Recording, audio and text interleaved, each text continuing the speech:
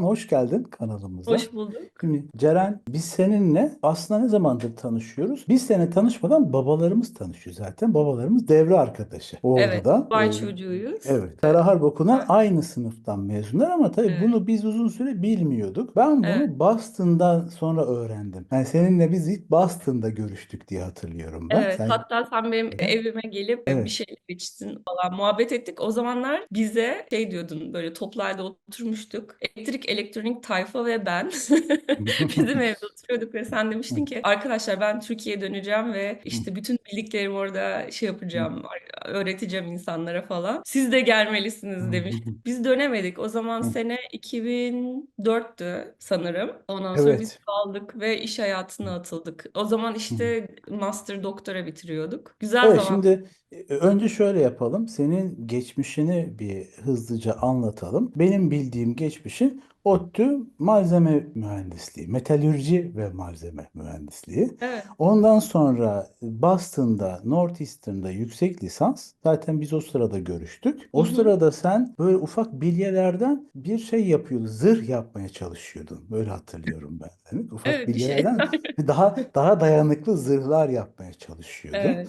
orada. Sonra sen o doktorayı bitirmedin. Yani oradaki doktorayı bitirmedin. Sonra ben hikayeyi özgeçmişinden biliyorum. Sen istersen şeyden başla. Niye malzeme mühendisi oldun? Malzeme mühendisliğinden sonra teknik yüksek lisansa başladın. Ondan sonra ne yaptın? Bir de Harvard hikayesi var bir yandan da. Bunların Harvard hepsini hikayesi, anlat. evet, evet. Şimdi benim hikayem aslında bayağı ilginç bir hikaye olarak gelebilir. Çünkü normun biraz dışında sanırım senin YouTube kanalına katılanların genelde hikayesi işte elektrik elektronik okuyor ve o alanda çalışıyor. Açıkçası ben hani bu lisedeyken envanter alırdık dershanelerden ne olayım ne olayım neye uyarım ben diye. O zamanlar bana işletme de uyuyordu. İşte ne bileyim endüstri tasarımı da uyuyordu. El becerileriyle ilgili şeylerim ön plana çıkıyordu. Yani ama kendimi herhangi bir mesleğe çok ait hissetmiyordum ben. Hani benimle konuşan hocalar diyorlardı ki her şeyi yaparsın. Uzun lafın kısası ben üniversite sınavına girerken babam ve annem bir tane kariyer koçu getirdiler eve. Dediler ki bu kız ne yapsın? Çünkü benim yazdığım seçeneklere bakılırsa endüstri mühendisliği var, endüstri tasarımı var, o var, bu var. Yani her şey var işin. Daha çok sayısal ağırlıkta. Çünkü sayısal öğrencisiydim. Ama herhangi bir fokuslanan bir alan yok. Bu kariyer koçu da dedi ki ya dedi çok iyi dedi doktor olur bundan dedi. Tıp yazalım dedi. Şöyle 6-7 tane o zamanlar 15 tane seçenek yazılırdı üniversite sınavına girerken. 6-7 tane tıp, altına işte 2-3 tane eczacılık, birazcık dişçilik, en altıda bir tane mühendislik yazdık. Babam dedi ki tamam dedi listem budur böyle giriyorsun sınava dedi. Ben de zaten hani bir alana aşırı kendimi kaptırmadığım için peki babacığım dedim. Ve üniversite sınavına girdim. Hatta babamın şöyle dediğini hatırlıyorum. Eğer üniversite sınavında çok kötü geçerse her şey, o gün hastalanırsan yani en kötü ihtimalle mühendisliği kazanırsın demişti ve ben mühendisliği kazandım. Ama burada şunu da söylemek gerekir. Bizim girdiğimiz zamanlarda tercihler sınavdan önce yapılıyordu. Yani Evet, kağıtla giriyordun. Şu anki gençlik doğru. öyle değil. Şu anda önce sınava giriyor, puanını alıyor. Ondan sonra o aldığı puana göre bir tercih yapıyor. O Doğru. yüzden Biz şu anda senin bu alışveriş söylediğin bazı genç arkadaşlar anlamsız geliyor, ya niye öyle bir şey yaptı da girdin ki diye işte düşünebilirsin. evet el Evet. mahkum böyleydi bu işler. Ben de böylece mühendisliğe girmiş oldum. Yani özel bir dediğim gibi bir tercih bana ait değildi. Annem ve babamın takdiri. Ben de okey dedim yani. Ama şunu unutmayalım. Bu okey demek her şeye okeyim anlamına gelmiyor. İlerleyen zamanlarda göreceksiniz ki bir şey hoşuma gitmediğinde ya da başka daha iyi bir opsiyon gördüğümde üstüne atlayan ve sonuna kadar onu kovalayan bir insanım. Bir şekilde ben mühendisliğe girmiş oldum. ODTÜ'de okudum. Evet, bu temel bilim almış oldum değil. Yani ben kendimi ODTÜ'den mezun olduğumda ben malzeme ve metalürji mühendisiyim diye görmüyordum. Ben her bireyin almış olması gereken temel bilimleri öğrenmiş bir birey olarak çıktım okuldan 22 yaşında ve Boston'a geldim evlenip eşimle. O Eşin de Görkem. Görkem eşim daha de önce Görkem. kanala çıktı. Yani Evet. bilmeyenler için Görkem Eraslan daha önce kanalımızda izleyebilirler onlar da Şuradan izlerken. şöyle. Evet, oraya da bağlantıyı atalım. Evet. Evet. Görkem'le birlikte niyet ettiniz, Amerika'ya Niyet taşındınız. No. ettik, geldik. Açıkçası o bana birazcık beni kandırdı. Dedi ki ben şimdi o zaman ODTÜ'de makine bölümünde asistanlık garantilemiş durumdayım. Kabul almış durumdayım. Yani yaz dönemine giriyorum. Mezuniyetimi aldım. Biliyorum ki girdim yani. Yerim garanti. Hadi evlenelim. İşte Amerika'ya gidelim. Ben doktora kazandım. Sen de gelirsin orada master yaparsın. İşte burayı ODTÜ'yü yakarız gibi şeylerle yaktık biz ODTÜ'deki master'ı ve Amerika'ya geldik. Lakin ben herhangi bir başvuru yapmamışım Amerika'ya. Yani elimde bir bavulla yeni evli bir çift olarak Amerika'ya gelmişim. Görkem'in işi garanti, o doktoraya gidiyor işte optik alanında. Ben başladım Boston'daki üniversitelerin kapısını çalmaya ve o gün de oryantasyon günü, yani okulun ilk günü. Öğrencilere buyurun burası sizin sınıfınız denilen gün. Ben işte dekanların, rektörlerin, bölüm başkanlarının tek tek kapısını çalıyorum. Hocam biraz görüşebilir miyiz? Aa işte yeni öğrenci misin? Yok hocam ben bu hafta Türkiye'den geldim de sizin okulunuzda öğrenci olmak istiyorum. Ya kızım biz bütün şeyleri kapattık yani. Bütün dersleri doldurduk. Bütün verilecek burslar verildi. Hani sana ne yapabiliriz ki falan diyorlar. Olsun hocam aklınızda bulunsun. Ben işte sizin bölümünüzde çalışmak istiyorum. Şimdi diyeceksin ki ne alaka? Nasıl konuşabilirsin? Herkesin sınıfından içeri girmeden önce ya da odalarına girmeden önce panolarındaki hemen o şeyleri okuyordum. İşte poster sunumlarını, ne prezente etmişler, bu hocanın, bu profesörün alanı ne? İşte biyomedikalci ise mesela en son neyi keşfetmiş? Hemen hızlı hızlı okuyordum. Odaya girince hocam ben sizin konunuza hayranım. Hep bu konuda çalışmak istiyordum falan yapıyordum. Benim amacım bir an evvel bir master'a kapağı atmak. Ha, tercihen biyomedikal, olmazsa makine olur, elektrik olur. Neye girersem. Önemli olan ben yine eğitimime devam edeyim. Mutlaka bir şey öğreneyim de ne öğrenirsem.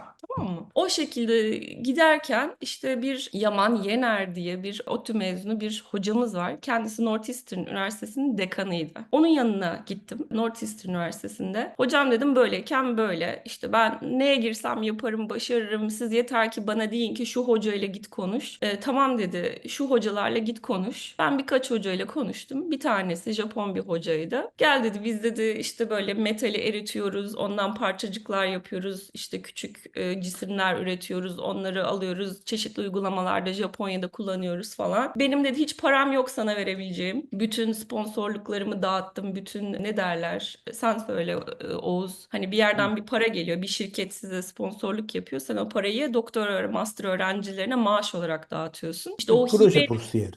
Bu Ha, Türkiye'de proje bursiyeri denilen şey ha. aslında. İşte ben bütün o parayı harcadım malzemeye ve öğrenciye. Geriye bir şey kalmadı. Sen cebinden ödeyebileceksen gel buyur dedi. Ben de dedim ki ben buraya girerim. Cebimdeki tek parayla bu ilk sömestrin parasını öderim. Sonra ben bir şey bulurum dedim. Yani bir şekilde bir burs alırım ben dedim. Ve büyük bir risk alarak Northeastern Üniversitesi'nde master'a başladım. Makine master'ına o grupta. Güzel gitti ama tabii ben yerimde durmuyorum. Çünkü korkuyorum ya burs bulamazsam ne olacak? Grant denilen bir şey var. Grant yazmak yani bir yere ben yeni bir araştırma yapacağım. Bu grant denilen şey devlet tarafından kabul edilirse devlet sana para veriyor. Ve sen o grantle daha çok öğrencinin maaşını ödeyebiliyorsun. Bizim hocamız işte yaptığımız işlerden beğendiklerini yazıyordu devlete grant isteği için. Ama onlar da daha gelmesi bayağı bir zaman var ve benim artık ikinci sömestre hızlı bir yaklaşımım var. Bu yaklaşma beni korkutuyor ve paraya ihtiyacım olduğunu hissediyorum. Başladım şeye gitmeye, kariyer günlerine katılmaya Northeastern Üniversitesi'nin. Orada mülakat ettim birkaç firmayla.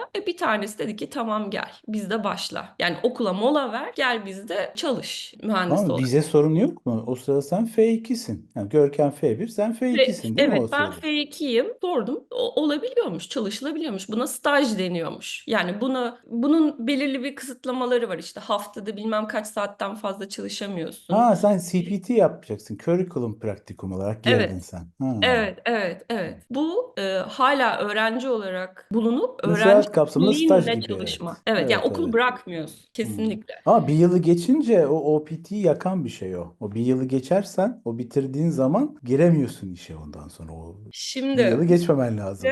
Bu CPT'de dediğin gibi bu stajda para da veriyorlar. Çok sevindim. Ben aslında parasız bile çalışmaya hazırdım yani. O kadar istiyorum ki bir an önce iş hayatına atılmak falan. Neyse şeye gittim ben. Japon hocama gittim. Japon hocam bu arada MIT mezunu. MIT'de çok horlandığını, çok şey yapıldığını iddia eden, kötü davranışlara maruz kaldığını anlatan bir hoca. Bize diyor ki beni MIT'de çok yordular. Benim işte o zamanki hocam şöyle kötüydü, böyle kötüydü ama bizi bugünlere hazırladı. Hep böyle anlatıyor bize. Ve demek istiyor ki ben size kötü davranıyorum ama bu sizin iyiliğiniz için. Tamam mı? Ve bütün grupta Hintliler, Japonlar, Türkler var. Hiç Amerikalı yok. Hepimiz F1 ile gelmişiz. Hepimiz hocanın ağzına bakıyoruz. Mecburuz onun söyleyeceği iki kelimeye. Yoksa hani burada legal bir statümüz kalmayacak. O bizi şey yapmazsa, beğenmezse ve master'dan doktoradan atarsa. Bu durumdayız. Hoca gittim. Hocam dedim lütfen bana bir mola verin. Mola vermeme izin verin. Ben bir gideyim stajımı yapayım,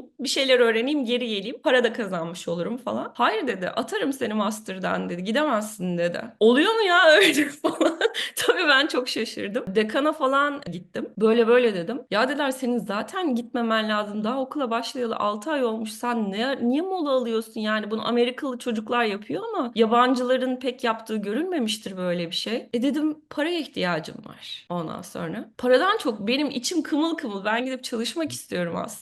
Neyse tamam dediler. Biz seni anladık. Biz sana bir şey teklif ediyoruz. Dekanın ofisinde gelen başvuruları, öğrenciler başvuru yapıyorlar ya doktoraya, master'a. Başvuru paketlerini açacaksın. İlk ön elemeyi yapacaksın. İşte atıyorum ortalamalar işte 4 üzerinden mesela 2 ile başvurmuş. Onu ayıracaksın kardeşim. Ya da işte bakacaksın transkriptini koymamış. Direkt ayıracaksın. Hani bazıları hiç değerlendirmeye bile alınmayacaklar paketi. Bazıları da eksik şeyi var, katkısı var paketi. Ama böyle bir şey çok az para verir ya bu. Az para vermiyor mu böyle bir şey? Açıkçası onlar bana dediler ki biz sana para vermeyeceğiz. Biz senin şeyini ödeyeceğiz, harcırağını ödeyeceğiz Ha, dedi. o daha iyi zaten. O daha Ben iyi. dedim Hı ki hı hı. tamam, Yani hiç şey bu. sorun değil. Yani bu okul parası ödemek zaten daha pahalı bir şey okul. Hele Evet, ki hiç Boston'daki sorun okullar değil daha dedim. da pahalı. Northeastern'ın değil mi o? Yıllık parası daha fazla bir Tabii, şey. tabii. Evet. Bunun üzerine ben sabahları işte ne bileyim 2 saat dekanın ofisine gidiyorum. Orada çalışıyorum. Paket açıyorum. Bilmem ne yapıyorum. Öğleden sonra gidiyorum laboratuvarımda çalışmalarımı yapıyorum. Deneylerimi yapıyorum. Akşam derslerime giriyorum. Ben böyle resmen okulda yaşayan bir insanım. Öyle böyle derken 2 senede master'ım bitti. Tabii bitmeden önce diyeyim. Master tezimin üzerine çalışıyorum hocamla. Hocam dedi ki biz dedi senin master'ı doktoraya direkt çevirelim dedi. Yani şurada dedi 2 sene daha koy dedi. 2 sene okudun, 2 sene daha koy. 4 senede doktora alırsın dedi. Japon bir çocuk vardı sizin grupta ve Evet, size gelen bir para vardı. Bu çocuğun evet babasının babasından. şirketinden gelen para vardı. Çocuk o yüzden Fukuda. torpilliydi. Bak kaç yıl önce ama hatırlıyorum. Bana anlatmışsın o kadar ki ya öğretmendi. Bu torpilli çocuk senin yaptığın işleri alıp tez mi yapmıştı? Öyle bir hikaye oldu. Yani o Yo, projeyi çocuk eline mi aldı? Allah var. Çocuk çalışkan bir çocuktu. Hiroki Fukuda. Hatta bu sene Japonya'ya gittiğimde arayacaktım çocuğu. Artık o yükselmiş babasının firmasında CEO olmuş falan. Hadi gel bir yemek yiyelim diyecektim. Hiroki'nin evet babası malzeme alanında çok bilinen bir firmanın sahibi olduğu için Fukuda Metals olması lazım. Bizlere bayağı bir para veriyorlardı ve biz de onlar için araştırma, geliştirme yapıyorduk. Hiroki'ye de şeyi öğretmişlerdi yani Japon kültüründe vardır. En alttan girersin ve hak ede yükselirsin. O da gerçekten kollarını sıvıyordu bizimle birlikte. Deneylerimiz bizim bayağı pis makinalarla falan yapılıyordu. Metal eritiyorsun bilmem ne. İşte onları yapıyordu bizimle birlikte. Şey yapmıyordu yani gocunmuyordu. Kısacası şeye dönecek olursak doktorayı ben reddettim ve dedim ki hocam ben gerçekten çalışmak istiyorum. Ve master'ı bitirip 2 senenin sonunda iş aramak üzere diplomamı aldım. Hocamın da Allah'ı var. Kendisine bir firma yaklaşmış. Demiş ki yeni mezunun var mı? Biz senden yeni mezun istiyoruz. Bir tane yeni bir pozisyon açtık şirketimizde. Seni de tanıyoruz. Varsa bir yeni mezunun yolla da bir mülakat edelim. O da Ceren yeni mezunumuz diye beni yolladı. Ben de mülakatta geçtim ve bir metal fabrikasına, metal saç üreten bir fabrikaya uzman ürün mühendisi olarak girdim. O zaman tabii uzman olarak girmek önemli bir şey. Master'ım olduğu için uzman seviyesine girdim ilk işime 25 yaşında. Evet, gittin. Böyle bir şirkette çalıştın. Mühendislik yaptın aslında. Çalıştım. Hı. Çalıştığım yer çok bayanlara uygun bir yer değil. Çünkü bu bir fabrika ortamı. Fabrikada yine metal eritiliyor, metal dökülüyor, saç haline getiriliyor, işte parçalara kesiliyor, iki metal birleştiriliyor. Bir metal denilen bir teknoloji vardır. İşte bir metal ısıtıldığında bir tarafa kıvrılır, öbür tarafa kıvrılır. Bundan otomotiv parçaları yapıyoruz falan. Fabrikada bir tane dişi insan yok. Temizlikçi Neden kadın kadınlara değil. uygun değil diye düşündün? Hani Nasıl? sadece sen tek kadın sensin diye mi uygun değil diye düşündün hani bu. Niye baştan dedin ya Şöyle, kadınlara uygun bir ortam yok fabrikada diye. yani sonuçta kadınlar kadınlardan destek alarak büyüyen yaratıklar. Yani sen bir kadının başarısını görerek ondan feyz alıyorsun ve diyorsun ki o yaptıysa ben de yapabilirim. Ya da onun üzüntüsüne destek olduğunda insan olarak, karakter olarak büyüme fırsatı yakalıyorsun. Şimdi ben etrafıma bakıyorum, bir tane kadın yok. Bir tane benim yaşımda insan yok. Herkes yaşlı. Çünkü girdiğim firma Texas Instruments diye bilinen ünlü yarı iletken firmasının bir yan kolu, metal kolu. Herkes ilk girdiği işinde kalmış. Yani işte adam 45-50 senedir aynı firmada çalışıyor. Üniversiteyi bitirir bitirmez ya da liseyi bitirir bitirmez girdiği firmada emekli olma amacında. Olay Boston'da geçiyor. Boston öyledir. Hala bugün bile öyle yani. Ki bundan 20 sene önce zaten öyleydi. Etrafta dişi yok, genç bir insan yok, Müslüman yok, Türk zaten yok. Ve ben bu fabrikada her gün saçımı sımsıkı bağlıyordum. İşte bol kıyafetler giyiyordum. Hani kimse bakmasın orama burama diye. Ayağıma böyle çelik botlar giyiyordum. Çünkü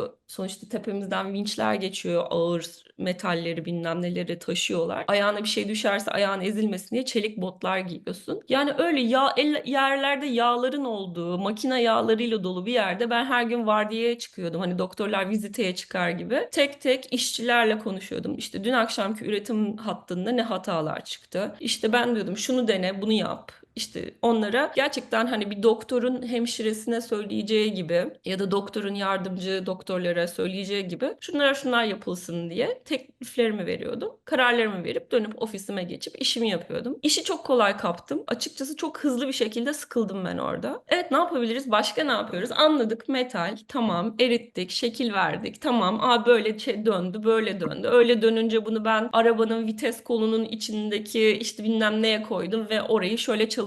Peki, tamam. Daha ne yapabiliriz? Ben orada aklıma bir fikir geldi. Bir ürün fikri ve dedim ki bu ürün fikrini ben bir deneyeyim. Deney yapayım kendi kendime. İşte honeycomb structure denilen bal peteği şeklinde metali dizayn ettim. Bunu böyle yaparsak şöyle bir uygulamada şöyle genleşir, böyle genleşirse şöyle bir mekanik hareket oluşturur. Şöyle kullanabiliriz falan gibi bir fikirle geldim. Müdürüme bahsediyorum. Umuru değil. İşte etrafındaki diğer mühendislere anlatıyorum. Ha, güzelmiş ya falan diyorlar ama yani umurları değil. Çünkü o kadar rutine alışıklar ki. Invention disclosure denilen bir şey yazdım ben. Yani avukatlara diyorsun ki benim böyle bir fikrim var. Çiziyorsun. Patent almanın ilk aşaması bu. Ben buna başvuru yaptım. Baktım kimsenin umuru değil yine. Ya dedim, bir yandan da o sırada eşim yarı iletken endüstrisine girmiş. Pazarlama alanında, ürün alanında yol alıyor. Ya burada bu kadar güzel bir endüstri var. Tertemiz, yarı iletken çip üretimi, işte çip dizaynı. Ben burada yani ne yapıyorum dedim kendime ve tamam dedim, bundan sonra ben bu işi bırakıyorum. Yani paydos edeceğim. Daha büyüme imkanı da görmüyorum. Daha fazla entelektüel olarak bir şey öğreneceğime de inanmıyorum ve yarı iletken alanında iş değiştirdim. Ne oldum?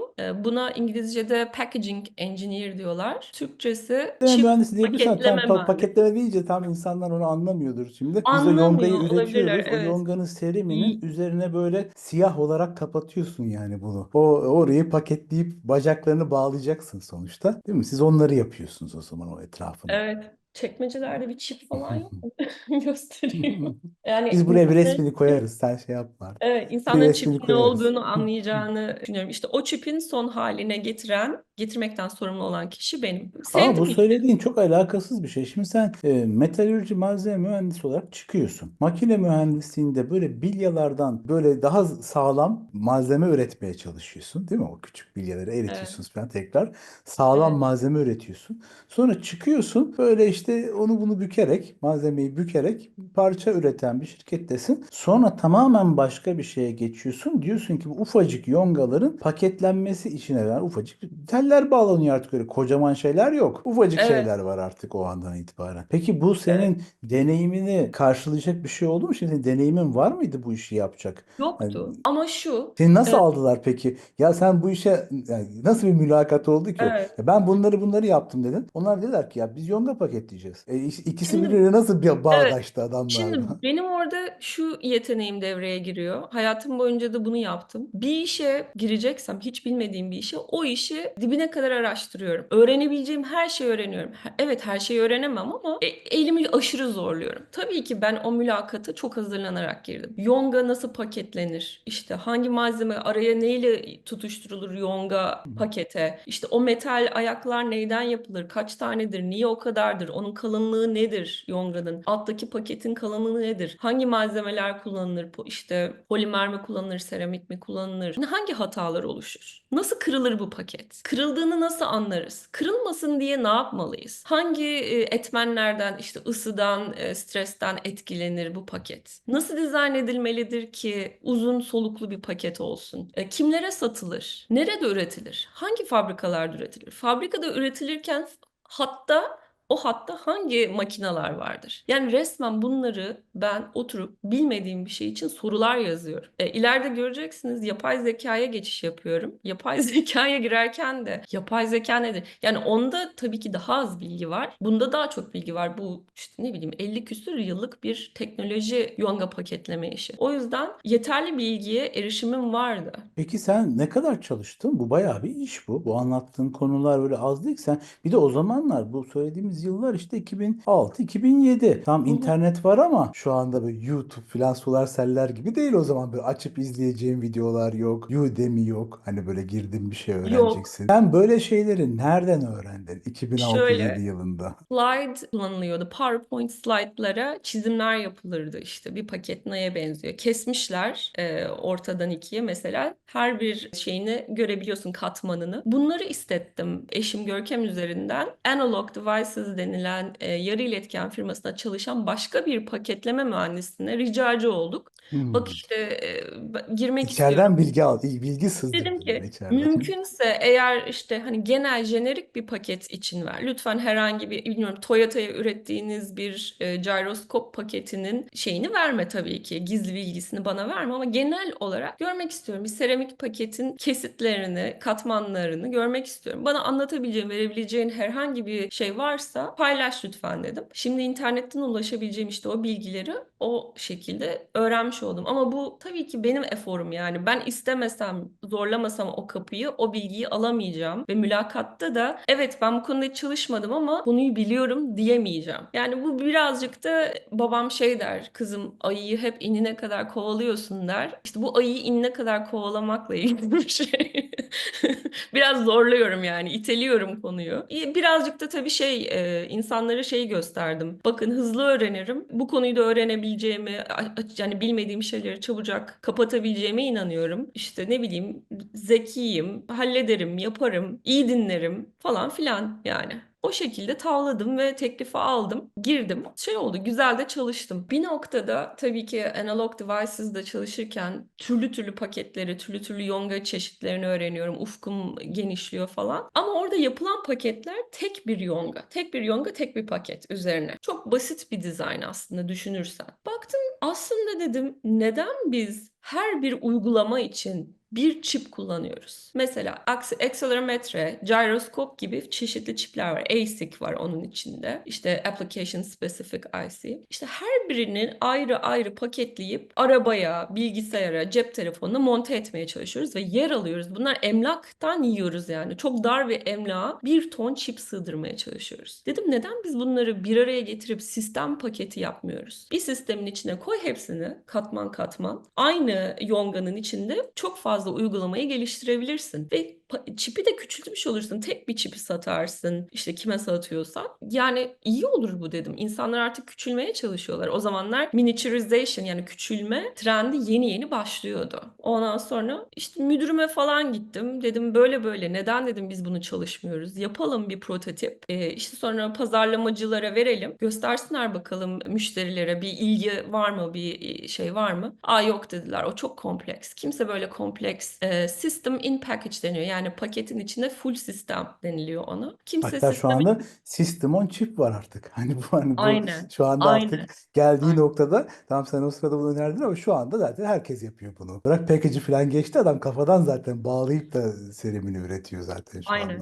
Ben bunu işte teklif ettiğim zaman saçmalama kim alır ki bunu falan dediler bana. Dediğim gibi yani benim hayatta hep bir şeyi bırakıp başka bir şeye gitmemin nedeni orada artık fazla bir şey öğrenemeyeceğimi anlamam. Ben de bu konuşmanın üzerine artık dedim ki tamam benim buradan çıkıp sistem öğrenebileceğim, sistem in package öğrenebileceğim başka bir firmaya girmem gerekiyor. Ve bu böylece Analog Devices'dan çıkıp Vicor'a girdim. Vicor'da da System in Package çalıştım. Sen Sonra onların bu işi kimin yaptığını buldun. Yani bunu evet yapalım dedin. Ondan sonra bunu yapan bir şirket vardı zaten. vardı evet. Analogçular bunu yapmayınca dedim ben yapılan yere gideyim bari bunu Evet, öğreneyim aynen. dedim. Aynen öyle. Yapılan firmaya girdim. Vicor denilen firmaya. Bu firmada da ne öğrendin dersen tabii ki System in Package'i öğrendim ama daha da önemlisi kollarımı sıvayıp hani ben fabrikadan gelen kızım ya eskiden fabrikada Hmm. çalışan mühendis kız. Bu sefer ben kalıp dökmek, işte ne bileyim çipi kesmek, yongayı alıp wafer'dan başka bir yere yapıştırmak gibi makinaların nasıl çalıştığını görme fırsatım oldu. Çünkü bu firmanın kendi makinaları vardı. Yani herkes Çin'de üretirken bunlar Amerika'da üretiyorlardı çiplerini.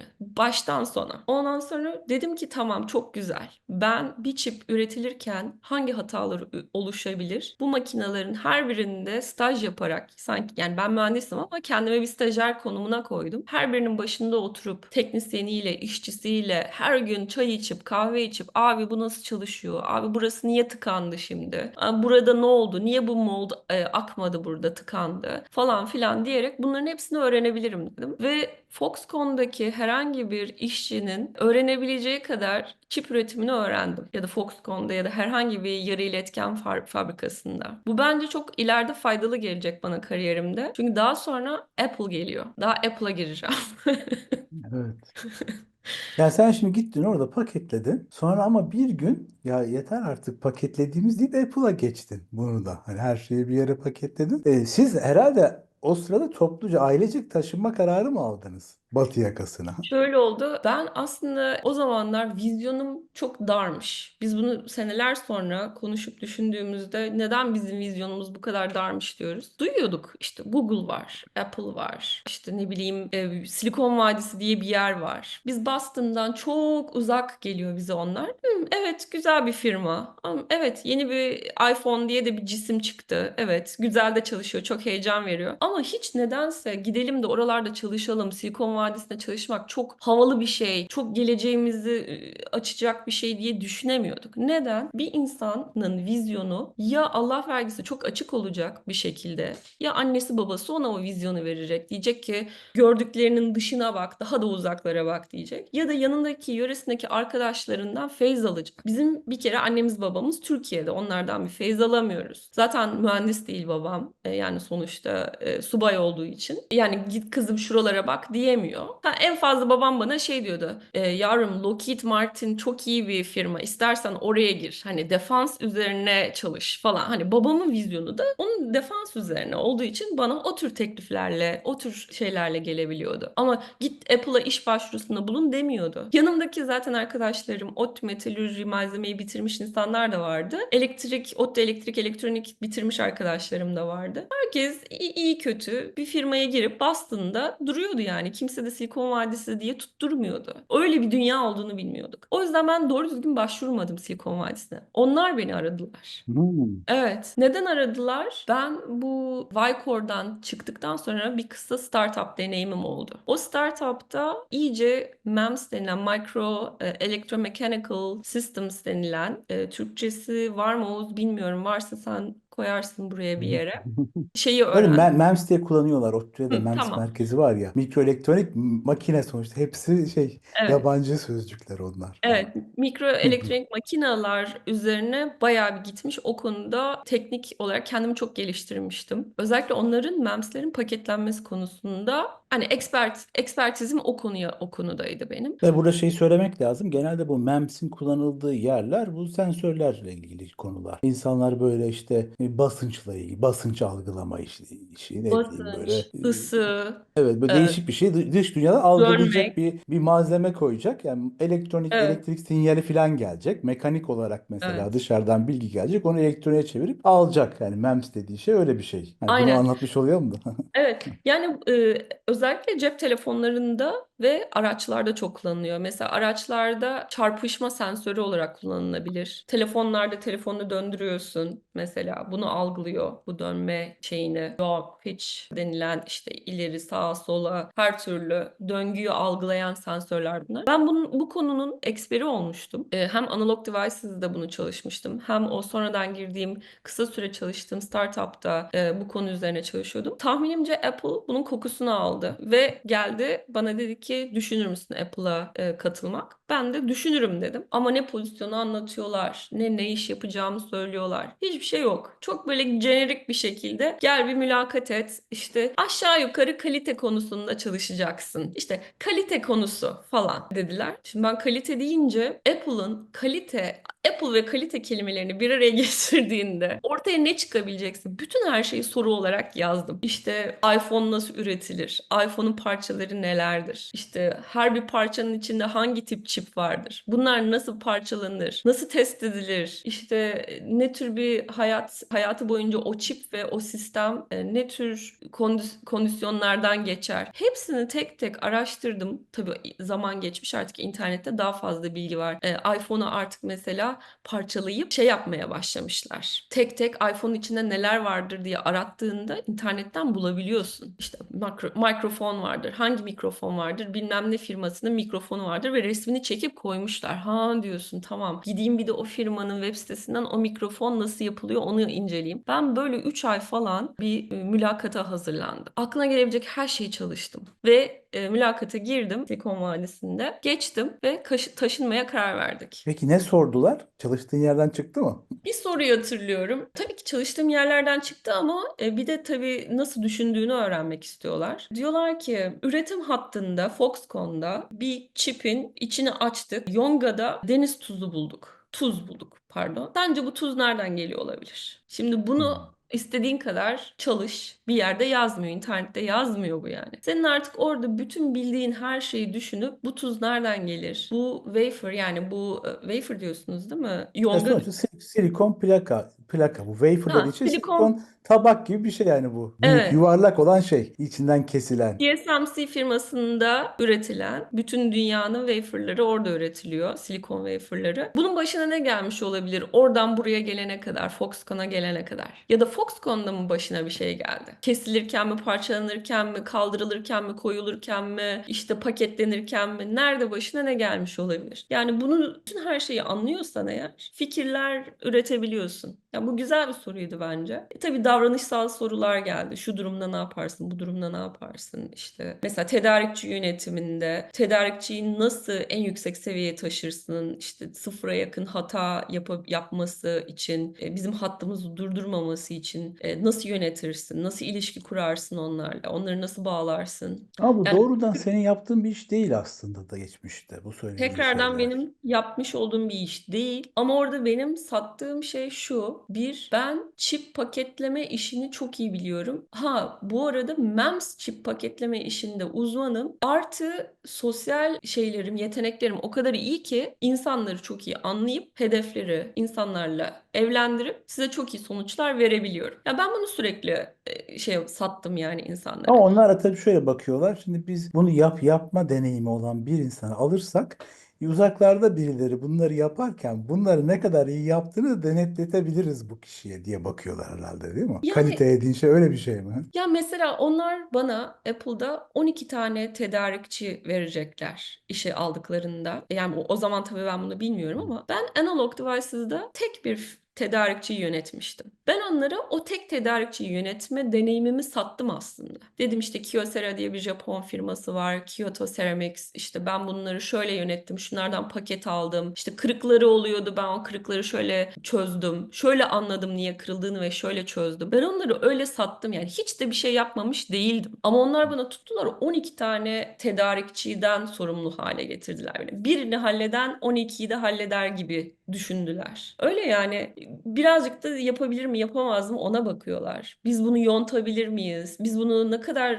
üstüne gidip ne kadar zorlayabiliriz? Kırılır mı kırılmaz mı? Ne kadar istiyor bu işi? Onlara bakıyorlar. Benim o zaman işte 10 aylık bir bebeğim vardı. Tabii ki bunu onlara söylemedim. Ama gözlerimden okunuyordu yani benim bu işi ne kadar istediğim, ne kadar çalıştığımdan, ne kadar hevesli olduğumdan sanırım anladılar yani. Bu kızı bu işin başına koyarsak bu yapar bu işi dediler yani. Sonra ne Şanslıyım. yaptın? Ne Tamam, yaptım? girdin. Ne yaptın orada? Apple'da ne Girdim. yaptın? Apple'daki ilk bana verilen sorumluluk dediler ki sen sadece MEMS ürünlerinden sorumlusun. Ama iPhone'un içine giriyor, iPad'e giriyor, Watch'a giriyor. Watch o zaman daha çıkmamış. İlk Watch çıkacak. İşte iPod olabilir. Bunların her birinin içinde gyroskop denilen, ekselerometre denilen MEMS çipleri var. Sen bunların kalitesinden sorumlusun. Ürün fark etmez. Bunlardan milyonlarca üretiyoruz. Bunlar bizim bütün anahtar fonksiyonlarımızı bunlar sayesinde, bu çipler sayesinde yapıyoruz. Şu kadar uygulamaya neden oluyor bu çiplerin doğru çalışması. Bunların mükemmel çalışması lazım. %99,9 hatayla üretilmesi gerekiyor tedarikçi tarafından ki Foxconn'da biz bunu taktığımızda iPhone'un içine mükemmel çalışsın, bütün testleri geçsin. Senin görevin bu. Al sana tedarikçiler, al sana mühendislik takımı, al sana işte ne derler bugüne kadarki üretimde ne durumdayız? Bundan sonrası sende dediler. Ben de tamam dedim. Benim bu işi ne yapacağım belli yani. Her şeyin mükemmel gitmesi gerekiyor ve mükemmel gitmediğinde bir şeyler kırıldığında, parçalandığında benim hemen onu çözdürmem gerekiyor. Yani böyle başladım. Bayağı bir ilerleme kaydettiğimizi düşünüyorum. Yani bütün tedarikçilerimizi aynı seviyeye çektim. Çok fazla tedarikçimiz vardı. Onları aynı kalite seviyesine çektim. Bazılarında çok fazla hata oluyordu. Bazıları çok iyiydi. Hepsini aynı seviyede tutmak insanda opsiyon sahibi olmaya neden oluyor. Yani böylece Apple diyebiliyor ki Bosch firmasından da alsam, STMicro'dan da alsam, InvenSense de alsam aynı çipi ben aynı kaliteye sahip olabileceğim. Tamam mı? Bu büyük bir lüks aslında son üretim, son firma için. Bu birincisiydi. İkinci ne yaptım?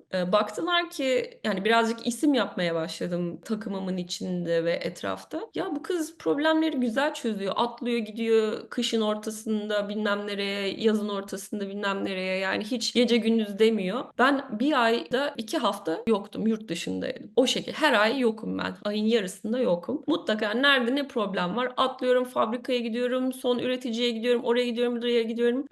Üretim hattına da gidiyorum. Çipin üretildiği yerlere de gidiyorum. Sub assembly denilen, sub module denilen o seviyeye de gidiyorum. Nereye gitmem gerekiyorsa gidiyorum. Baktılar bu kız işte itfaiyeci gibi çalışıyor. Nerede yangın var elinde suyla atlıyor. Kamera problemlerine beni çekmeye başlar. Geldiler bizim kamerada şöyle bir problem var. Hattı durdurduk. Acil. Gel dediler şurada adaptör yeni MacBook piyasaya çıkmış. Adaptörünün içinde optocoupler diye bir parça varmış. Optocoupler yanıyormuş. Ve bütün Mac'leri şeyden çekiyorlar. Apple dükkanında shelf'ten indiriyorlar. Yani satışını durduruyorlar. O kadar büyük olay. Gel hemen hallet. İşte bu optokapıları Almanya'da üretiliyor. Git bak bakalım. Bize acil temiz mal bul diyorlar. Çünkü ne temiz, ne kötü, ne kırık, ne doğru çalışıyor. Bilinmeyen bir dünyada çok büyük riskli bir dünya o. Senin diyebilmen lazım ki işte şu bilmem 100 bin tane çip üretildi. Bu 100 bin çipten işte 10 bin tanesini garanti veriyorum test ettim. Bunlar temiz mal. Tamam mı? O 10 bin taneyi hemen fabrikaya götürüp iPhone'ların ya da MacBook'ların içine koyabilmek çok önemli bir şey. O Bütün zaman her şey sizin Apple güzel. içerisinde senin bir test takımın da vardı. Bu tarz numuneleri alıp test ettiğin sürekli bir takımın da vardı herhalde, değil mi? Bizim test ettirdiğimiz yer aslında tedarikçinin fabrikası. Onların görevi Dışarıda test ettiriyordun yine. Ama nasıl güveneceksin? aslında Adam yani yalan söylüyorsa veya güvenemiyorsun. Güvenemiyorsun çünkü mesela kamera örneğin ya mesela bir fotodiyottan bahsedeyim. Fotodiyotta işte adam yongayı dilimlerken bıçağı körelmiş. İşte silikon parçacıkları etrafı çakmak çakmak dağılmış. Ortalık pis. Pis bir Japon fabrikası. Hiç olmayacak bir şey ama pis. Adamlar demişler ki yıllardır biz bu fotodiyodu böyle üretiyoruz. LED'leri böyle üretiyoruz. Hiç de bir sorun olmuyor. Ama o zamana kadar sen Apple'a satmamışsın o malı. Gitmişsin işte ne bileyim fenerin içine koymuşsun fotodiyodu. Gitmişsin ucuz Kore firmasına satmışsın. Kimse de kalitesini sorgulamamış. Şimdi Apple gelmiş senden o fotodiyodu satın alıyor ve sen her ürettiğin işte 100 bin fotodiyodun işte 1%'ini %1'inde fotodiyodu kırıyorsun. Kırdığın için o fotodiyot hiç yanmıyor. Tamam mı? Biz onu alıyoruz senden. Koca kameranın içine koyuyoruz. Kamerayı alıyoruz. Koca iPhone'un içine koyuyoruz. iPhone'u bir yakıyoruz. Fotodiyot çalışmıyor. Ne kadar para gitti, ne kadar emekli. Niye? İşte Japon firması çapakları temizlememiş. O kestiği, yoncayı kestiği yerde. Aman Allah'ım yani bu büyük bir kabul edilmez bir kalite problemi. İşte mesela benim orada kattığım değer şu. Ben sadece Japonların işi temiz yapmasını sağlamıyordum. İşte bakın probleminiz burada diye onu bulmuyordum. Bir de Apple'ı kurtarıyordum. Diyordum ki bırak bu Japonları. Bunlar burayı temizleyene kadar ben gel bu fotodiyodu Heptagon diye başka bir firma var. Ben orada dilimletirim ben bunu. Tamam mı? O ara firmaya hemen malları transfer edip Apple'ın poposunu kurtarabiliyordum yani. Anladın mı? O tür bağlantıları biliyordum. Nerede ne kesilir, kimin neye yeteneği var artık o kadar bilgiyi kazanmıştım yani. Öyle bir değer katma değer yaptım Apple'a. Ama hep bunlar artık donanım değil mi? Yani Ceren artık şey diye biliniyor. Donanım alanında işte çip kalitesi alanında isim yaptı Apple'da 3 sene içerisinde. Sen Ama aslında kendin tedarikçi bir insansın artık. Yani sen Apple'ın tedarikçisi sensin bir yandan. Bir yerden Ben bakınca. ben Apple'ın yani ben Apple'da tedarikçileri yöneten Tamam, kişiydim. hepsinden topluyorsun. En sona diyorlar ki ya bir şey tedarik edecekse sana diyor. Ceren al bunu ver bize diyor. Sen de onlara veriyorsun bunu. En son Tabii. sen veren kişi sensin gibi sanki yani. Son Hı, veren kişi, kalitesinden sorumlu hı. kişi benim, evet. Başka şeyler de yapıyordum. Yani sadece tabii ki bu değil. Ben sadece kaliteye yaptım ama mesela yeni bir çip üretiyoruz ve o çip saat için mesela. Saat bildiğiniz gibi açıp baktıysanız koskoca bir moldun içinde yani plastik polimer bir malzeme tarafından bütün çipler kaplanmış durumda. O da niye işte suyun içinde kullanılabilsin diye. Onun için de DFMEA denilen yani Design, Effect Analysis. design Evet. failure more than an effect Effect analysis. analysis. Bunu baştan yapıyorduk. Diyorduk ki bu molding proseste ne yanlış gidebilir? Çünkü tutup da 15-20 tane çipi moldun içine koyduktan sonra tut ki bir tanesi bozuk çıktı. Bütün her şeyi çöpe atıyorsun. $200 mal çöpe gidiyor. Sadece bir tane çip boşa gitti, bozulduğu için. Bu da demektir ki molda koymadan önce her şeyin, her bir çipin, her bir komponentin, pasifin, falan çok iyi çalıştığından emin olman gerekiyor. Tek o kapıdan girdin mi artık dönüş yok. Moldun içine koyduktan sonra. İşte o dönemde bu işte failure effects analysis denilen şeyleri çok yapıyorduk. İşte bu nasıl bozulabilir? Her bir çip nasıl bozulabilir? Her birinin birbiriyle etkileşimine bakıyorduk. İşte shielding yapıyorduk. Temperature'ları için heatsink yani soğutuyorduk. Birbirleriyle aynı anda çalışabilecekler mi? EMI denilen etkileşim olacak mı? İşte her şeyi düşünüyorduk. Yani ne yanlış gidebilir? Yanlış gidecek şeye göre dizaynı değiştiriyorduk. Bir daha üretiyorduk. Bir daha üretiyorduk. Ta ki emin olana kadar. Yani bu Watch'un üretimi benim için kariyerimde çok iyi öğrendiğim bir konu. Beni çok geliştirmiş bir konu. Hepimiz için. Apple da ilk defa yaptı bunu hayatında. Daha düşünürseniz iPhone'u bile hala şu anda öyle bir moldun içine almıyor. Sadece saati alıyor. Yani Evet. Ona neyse da böylece havuza girebiliyoruz biz de bu sayede. girebiliyoruz. Evet. Yüzebiliyoruz yani bu saatte birlikte. Evet. Ama Neyse sen o zaman burada bayağı halinden memnundun, yoğundun ama bayağı memnundun. yoğundum, memnundum. Çok fazla şey öğreniyorum. Hayatımda hiç görmediğim problemleri görebiliyorum, çözebiliyorum. Tabii ki çok güçlü bir mühendislik ekibimiz var. Yani Apple'da doktorası olmayanı dövüyorlar falan yani. Öyle diyebilirim. Bunu rahatlıkla söyleyebilirim ki çalışanların büyük çoğunluğu doktoralı. Proje yöneticilerini de doktoralı insanlardan alıyorlar. Şimdi bir proje yöneticisinin görevi architectural design yapmak, işte ne bileyim yani dizaynın kendisini yapmak değil. Dizaynın yapılmasını sağlamak, doğru soruların sorulmasını sağlamak. sağlamak. Şimdi sen bunun için doktoralı bir adamdan faydalanırsan tabii ki emin olursun ki doğru sorular kesinlikle sorulacaktır ve hatta ekstra fikir de verilecektir mühendislere. Dizaynın şurasını şöyle yapabiliriz falan. Yani Apple diyor ki ben diyor Apple'ım diyor. Herkese teklif götürebilirim, herkesi işe alabilirim ve herkes bende çalışır. O zaman neden ben doktoralılara gitmiyorum ki diyor ve doktoralıları hemen okuldan kapıyor. Daha okulu bitirir bitirmez. Onun yöntemi bu. Hala da bunu uyguluyor. Benim doktoram yoktu, master'ım vardı ama dediğim gibi çok itici bir güç olduğum için girebildim. Şimdi sen şu anda program yöneticisisin Amazon'da ama Evet, senin program yöneticiliğin Apple'dayken başlıyor. Bütün bunları yaparken evet. program yöneticisi değilsin. Sen orada kaliteden sorumlusun. Ama sonra bir Aynen. gün birisi geldi. Ya seni artık biz program yöneticisi yapalım dedi. Yoksa sen yine böyle bunları yaparken ya benim artık program yöneticisi olmam gerek deyip de Apple'da gidip de ben hadi bunu olayım mı dedin? Şimdi şöyle, ben bir gün uyandım ve dedim ki benim işte 10 aylık bebeğim vardı dediğim gibi. İşte geldi 2,5-3 yaşına ve anne sürekli dünyanın her yerinde problem çözüyor. Zorlanıyoruz yani. Sonuçta bebeğimle yeterince zaman geçiremiyorum. Ve dedim ki yani bu artık kabul edilebilir bir şey değil benim için. Ailemle daha fazla zaman geçirmek istiyorum. Eğer program yöneticisi olursam ki işte çenemle, işte sıcak ilişkilerimle, insan ilişkileri yönetim kabiliyetimle iyi bir program yöneticisi olabileceğime inandırdım kendime. Dedim program yöneticisi olayım ve başladım Apple'ın içinde uygun pozisyonlarla,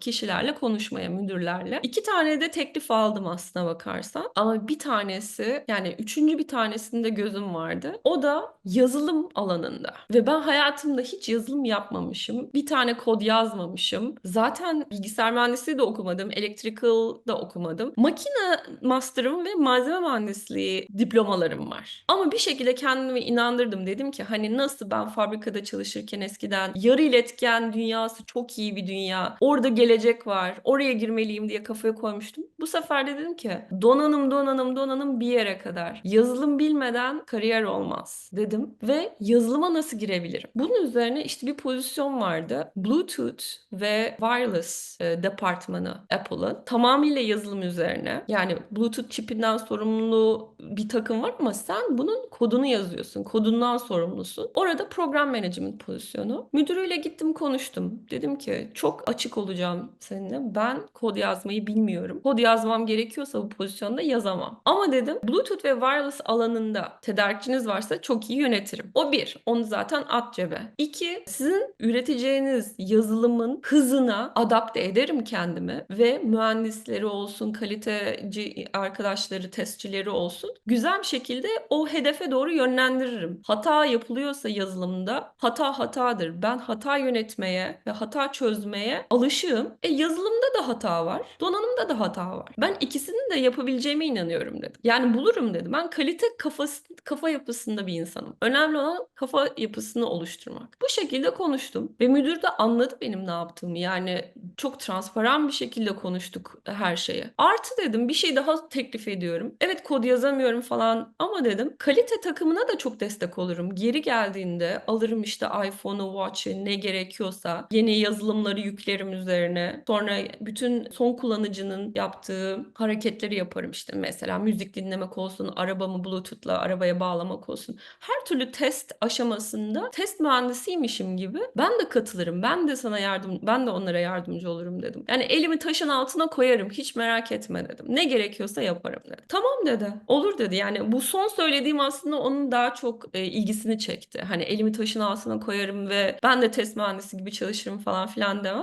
Öğrenmeye meraklı mısın? Niyetli misin? Evet meraklıyım, niyetliyim. Ben böyle Bluetooth'a program yöneticisi olarak girdim. Tabii sen program yöneticisi ne olduğunu da yani sadece dışarıdan biliyorsun. O ana kadar hiç yaptığın bir iş değil Evet, bu. dışarıdan biliyorum. Çünkü şimdi şöyle diyorum kendi kendime. Aslında program yöneticisi, tedarikçi yöneticisinden farklı bir şey değil. Hepsinde aynı şey var. Bir hedef tarih var. Yapılması gereken bir iş var. O işin bir tanımı var ve bir kalitesi var. Bir bar var. Yani ulaşman gereken bir seviye var. Ne derler? Ölçülen bir hedef var. Ben tedarikçilerimi hep bir hedefe yönlendirmişim ve hep onları ölçmüşüm ve hep o tarihlere karşı onlarla birlikte çalışmışım. Şimdi aynı şeyi mühendislerle yapacağım. Ha Aslında tedarik bir tür yönetmişim. program yöneticisi olarak çalışmışsın aslında tedarikçilerle Evet. diyorsun. Ve ben özgeçmişimi günün sonunda şöyle bir dönüp baktığımda Analog Devices'e ilk paketleme mühendisi olarak girdiğim günden beri ben aslında hep program yönetmişim. Yani öyle düşünüyorum. Tamam, mühendislik yaptım kaç sene ama günün sonunda gidip de Japonlarla, işte Filipinlilerle o tarihe kadar bu çip üretilecek abi ve şu kadar üretilecek ve şu kadar kaliteyle üretilecek demiş miyim? Demişim. Yapmış mıyız? Yapmışız. Tamam, ben demek ki program yönetebiliyorum diye kendimi güvenceye aldım. Bu Ama noktada şöyle bir şey söyleyeyim, araya gireyim. Program yöneticisi nedir? Önce bu, şimdi biz bunu böyle birkaç defa söyledik de. program yöneticisi aslında ürün müdürleri kendilerine hani mini CEO derler ya, hani işte üründen sorumlu tek kişi. Biz de onların neyi olalım? CTO'su, mini CTO'su, yani Chief Technical Officer'ı gibi düşün. Türkçesi ne olabilir? Ama şimdi Görkem mesela ürün yöneticisi. Yani ürün Evet. yönetmekle programı yönetmek arasında bir fark var. Görkem biraz Şimdi bunları işte anlattı. böyle bağlayayım. O şeyi, bölümü izleyenler belki bunu daha iyi anlayacaktır. Orada Görkem gibi ürün müdürleri diyorlar ki ürün işte şu olsun, işte bu Bluetooth kulaklık bizim yeni ürünümüz. Böyle bir şey hayal ediyorum. Donanım buna benzeyecek. Böyle açılacak, kapanacak. Yazılımda da işte bu Bluetooth yazılımı yapacağız ki bu kulaklık işte iPhone'a bağlansın ve çok iyi ses versin. Tamam, ürün bu. Görkem'in tanımı bu. Proje yöneticisiyim. Ben bir takvimden sorumluyum. Takvim oluşturuyorum. İşe adam alıyorum. Kimler çalışacak bu ürünün üzerinde? Ne kadar sürede çalışacak? Hangi yazılım feature yani ürün özelliklerini piyasaya çıkaracağız? Hangileri daha önemli? Nasıl çalışması gerekiyor? Ve çalıştığında hangi kalitede çalışacak? Bundan sorumluyum. Yani ben gidiyorum, adam alıyorum, bütçe oluşturuyorum. Gerekirse avukatlarla konuşuyorum. Gerekirse regülasyondan sorumlu, işte mesela Bluetooth'tan sorumlu hükümet birimleriyle konuşmam gerekiyorsa, onların bir test yapması gerekiyorsa benim yeni ürünle onunla konuşuyorum. Kalitecilerle konuşuyorum, mühendislerle konuşuyorum. Baştan sona bu ürünün piyasaya çıkabilmesi için gerekecek her şey benim sorumluluğumda. Eğer yazılım aşamasında bir bug oluşursa, yani bu yazılım çalışmazsa, onun çözülmesi de benim problemim. Ben oturup kendim kodu yazmıyorum ama diyorum ki baktım bugün 20 tane bug bulmuşuz. Bu 20 tanenin 18 tanesi umurumda bile değil. Onları çözmezsek yine de piyasaya çıkarabilirim. Ama şu ikisi olmazsa ben Eylül ayında bunu piyasaya çıkaramam. Ve bunun için ekstra adam mı gerekiyor? Gidip VP'lerle, CEO'larla mı konuşmam gerekiyor? Kimi çekmem gerekiyorsa problemin içine çekip bunun çözülmesini ben sahipleniyorum. Yani bu benim ürünüm artık. Bir taraftan Görkem gibi product manager'lar diyebilirler ki yo, bu benim ürünüm. Ben hayal ettim. Ben piyasaya çıkarıyorum. Ben de diyebilirim ki ama bütün işlemi ben yapıyorum. Senin için. Senin ürününün piyasaya çıkması için. Birazcık şey gibi düşünebilirsin. Çoban gibi, yani koyunlardan sorumlu çoban gibi. Hani burada kimseye herhangi bir şey lafı etmek istemiyorum ama yapılan iş o yani. O koyunların A noktasından B noktasına belirli bir zamanda ulaşması gerekiyor. Ayaklarına çamur değmeden, kurt kapmadan, ondan sonra. Product Manager'ı da A diyebilirsin. O koyunların sahibi. Hani demiş ki bu koyunları istiyorum. Benim de sorumluluğum onları A'dan B'ye güvenli, hızlı ve en ucuza götürmek. Yani fiyat da çok önemli. Şimdi diyebilirsin ki Ceren, işte herhangi bir problemle karşılaştığında yüzlerce kişiyi o problemin üstüne atarsan o problem hemencecik çözülür. Ama benim yüzlerce kişi yok elimde. Ne Apple'da var, ne Amazon'da var, ne Google'da var. Sadece işte 5-10 kişi, 20 kişilik mühendislik takımları var. Sen onları en efektif şekilde kullanıp en doğru problemin üzerine çalıştırman gerekiyor. İşte iyi bir proje yöneticisini diğerlerinden ayıran şey neyin önemli, neyin önemsiz olduğunu anlayabilmesidir. Yani her şeye aynı önemi verirsen insanları yorarsın, bıktırırsın ve mühendisler de derler ki ya her şeye de önemli diyorsun kardeşim, senin için gerçekten neyin önemli olduğunu bilmiyor musun derler. İşte o yüzden birazcık iyi anlayabilmen gerekiyor. Ürünün nasıl çalışması gerektiğinden. Öyle. Evet. Ben orada araya girip sözünü kesim. Tam bir şey söylüyordun galiba. Gerçi unutmuş da olabilirsin şimdi. Tamam, tamam. Sonuç olarak sen Apple'da bu program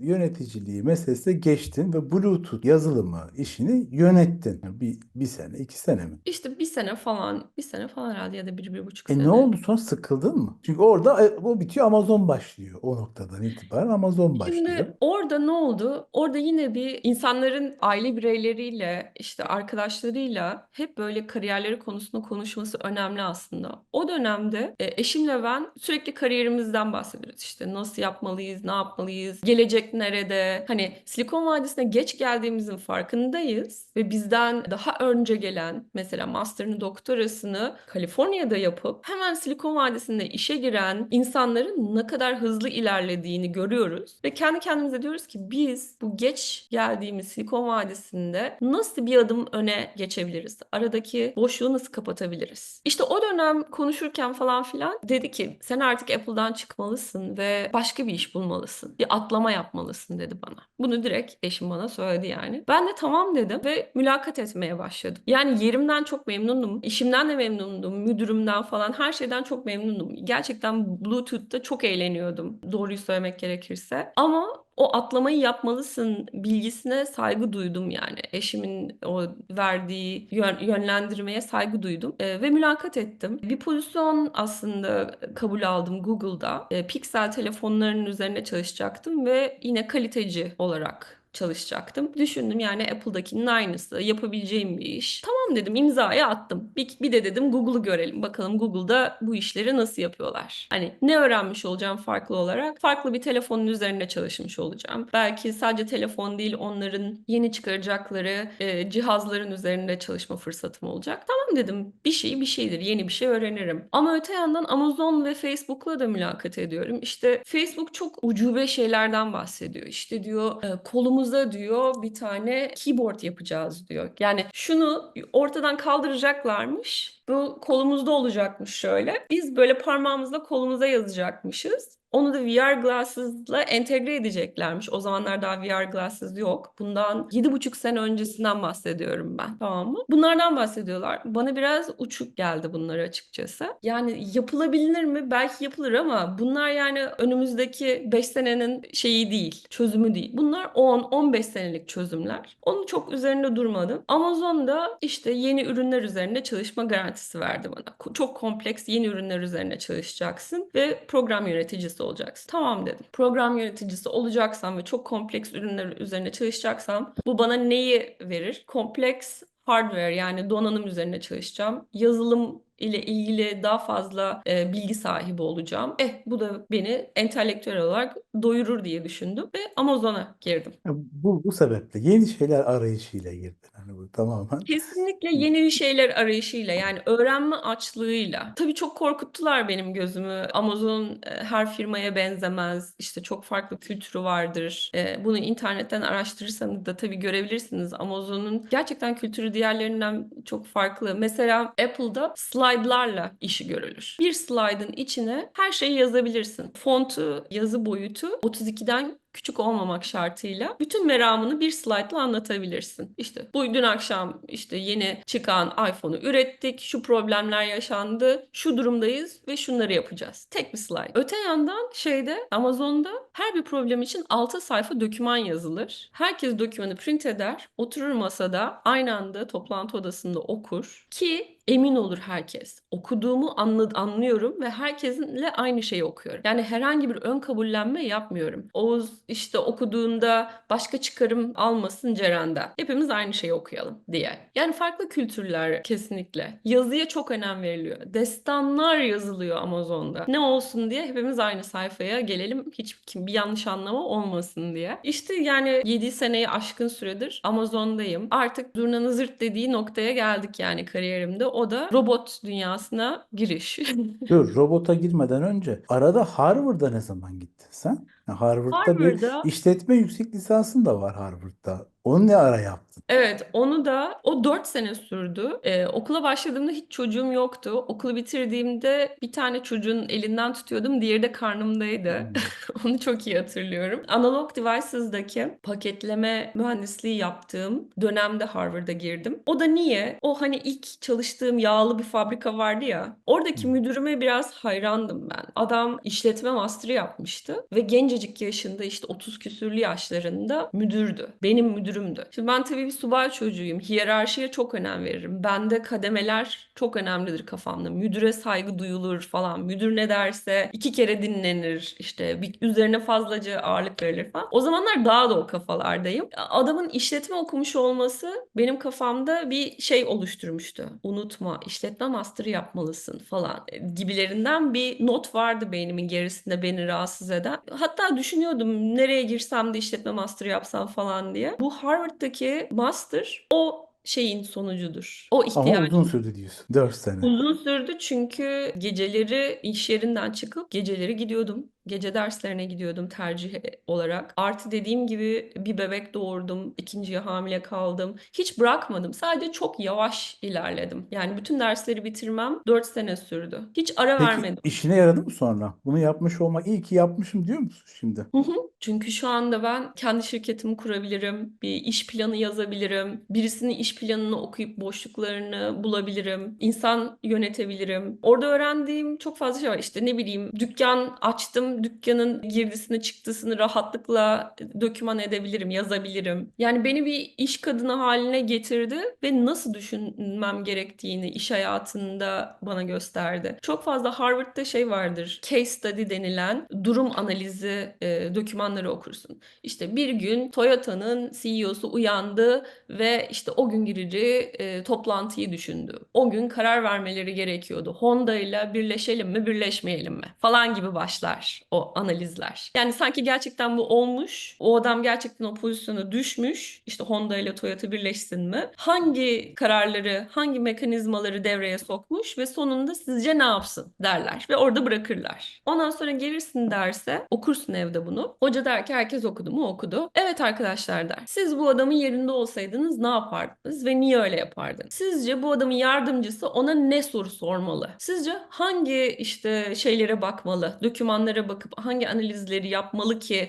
doğru kararı versin? Yani sizi resmen adamın yerine koyuyor o tür şeyler. Bunun gibi neler neler var. İşte ünlü bir dondurma firmasının işte vice president'ıymışsın. O gün uyanıyorsun. Fabrikada yangın çıkmış. Bilmem ne olmuş. Senin de yetiştirmen gereken bilmem ne varmış. Ne yaparsın işte falan. Yani hep o tarz şeyler. Seni çok önemli birisinin yerine koyup sen ne yaparsın? Nasıl yaklaşmalısın? Onları öğrettiler bize. Ben çok şey öğrendiğimi düşünüyorum. Yani entelektüel olarak çok şey öğrendiğimi düşünüyorum. Tutup buradan ne bileyim vice president CEO olmadım. Olabilirdim. İnsan olarak çok fazla şey kattığını düşünüyorum. Çok değişik insanlarla Afrika'dan, işte Meksika'dan, Japonya'dan, dünyanın her yerinden birçok insanla birlikte takım çalışması yapıyorsun zaten. Yaptığın her iş, her ödev takım ödevi. Çok zeki insanlarla bir araya geliyorsun. Tabii ki çok büyük katkısı oldu bana. Evet, şimdi sen o zaman Apple'ı bıraktın, Amazon'a geçtin. Evet. Amazon'da hep robotlarla ilgili mi çalıştın? 7 yıldır hep robot mu? Hayır. İlk 2 sene 12 tane farklı ürün üzerine çalıştım. 12 ürünün hiçbirisi piyasaya çıkmadı. Ve bunlar dünya üzerine hiç yapılmamış ürünler. Yani Amazon bunlara ne derler? İşte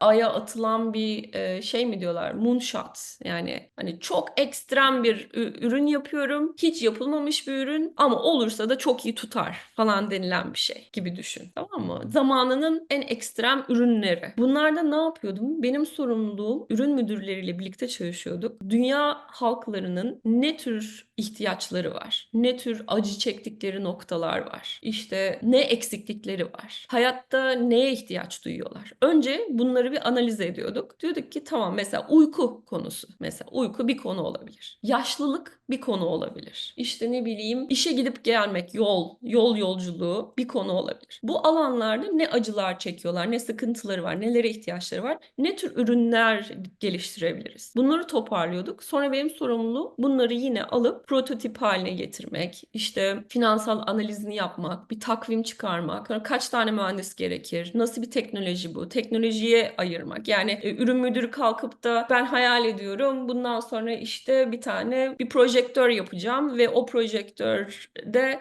annemin suratı çıkacak bir anda hologram olarak. Annemle bundan sonra hologramdan konuşacağım dediğinde benim sorumluluğum o hologramın yapılması için hangi teknolojiler gerekiyor? Kaç paraya mal ederim ben bunu? Kaç kişi lazım? Ve ne kadar, kaç ayda ya da kaç senede ben bunu üretebilirim? Onun finansal analizini ve teknik analizini yapıp bir doküman haline getirmek ki biz bunu yüksek seviye executive'lere sunup bize eğer şu kadar para verirseniz biz bu hologramı yaparız, şu tarihte de piyasaya Amazon'dan çıkarırız demek. 2 sene boyunca bunu 12 kere yaptım ben. Çok çok farklı ürünlerdi. Bazıları çok basit ürünlerdi, bazıları çok kompleks ürünlerdi. Bazıları robot tarzı ürünlerdi. Patent başvurularım oldu hatta. Eğlenceli bir zamandı ama elimizden iş çıkmıyordu. Yani hep bir yere kadar getiriyorduk ürünü. Ondan sonra yukarıdakiler diyorlardı ki ya bu çok pahalı olacak. Ben bu yatırımı yapmayı göze almıyorum diyorlardı. Hep o noktadan sonra iptal ediyorduk. Tam böyle dizaynını yapmışız, işte tedarikçi bulmuşuz, takım oluşturmuşuz, belirli bir bütçede almışız yani o noktaya kadar getirebilmek için. Artık şey noktası, mühendislik verifikasyon testlerine falan gireceksin. Artık fabrikada üretim aşamasına yaklaşıyorsun. İlk Ha, üretime. prototipi de yapmışsın. Tabii Prototip de tabii hazır. Hepsi hazır. prototipi yapmışım. Hepsi hazır. Artık hani mühendislik verifikasyon testine girdikten sonra artık oradan yürüyorsun yani. Bundan sonra önlenemez bir tren gibi adım adım lansmana yaklaşıyorsun. Biz hiç lansmana gelemedik. Hiçbir üründe.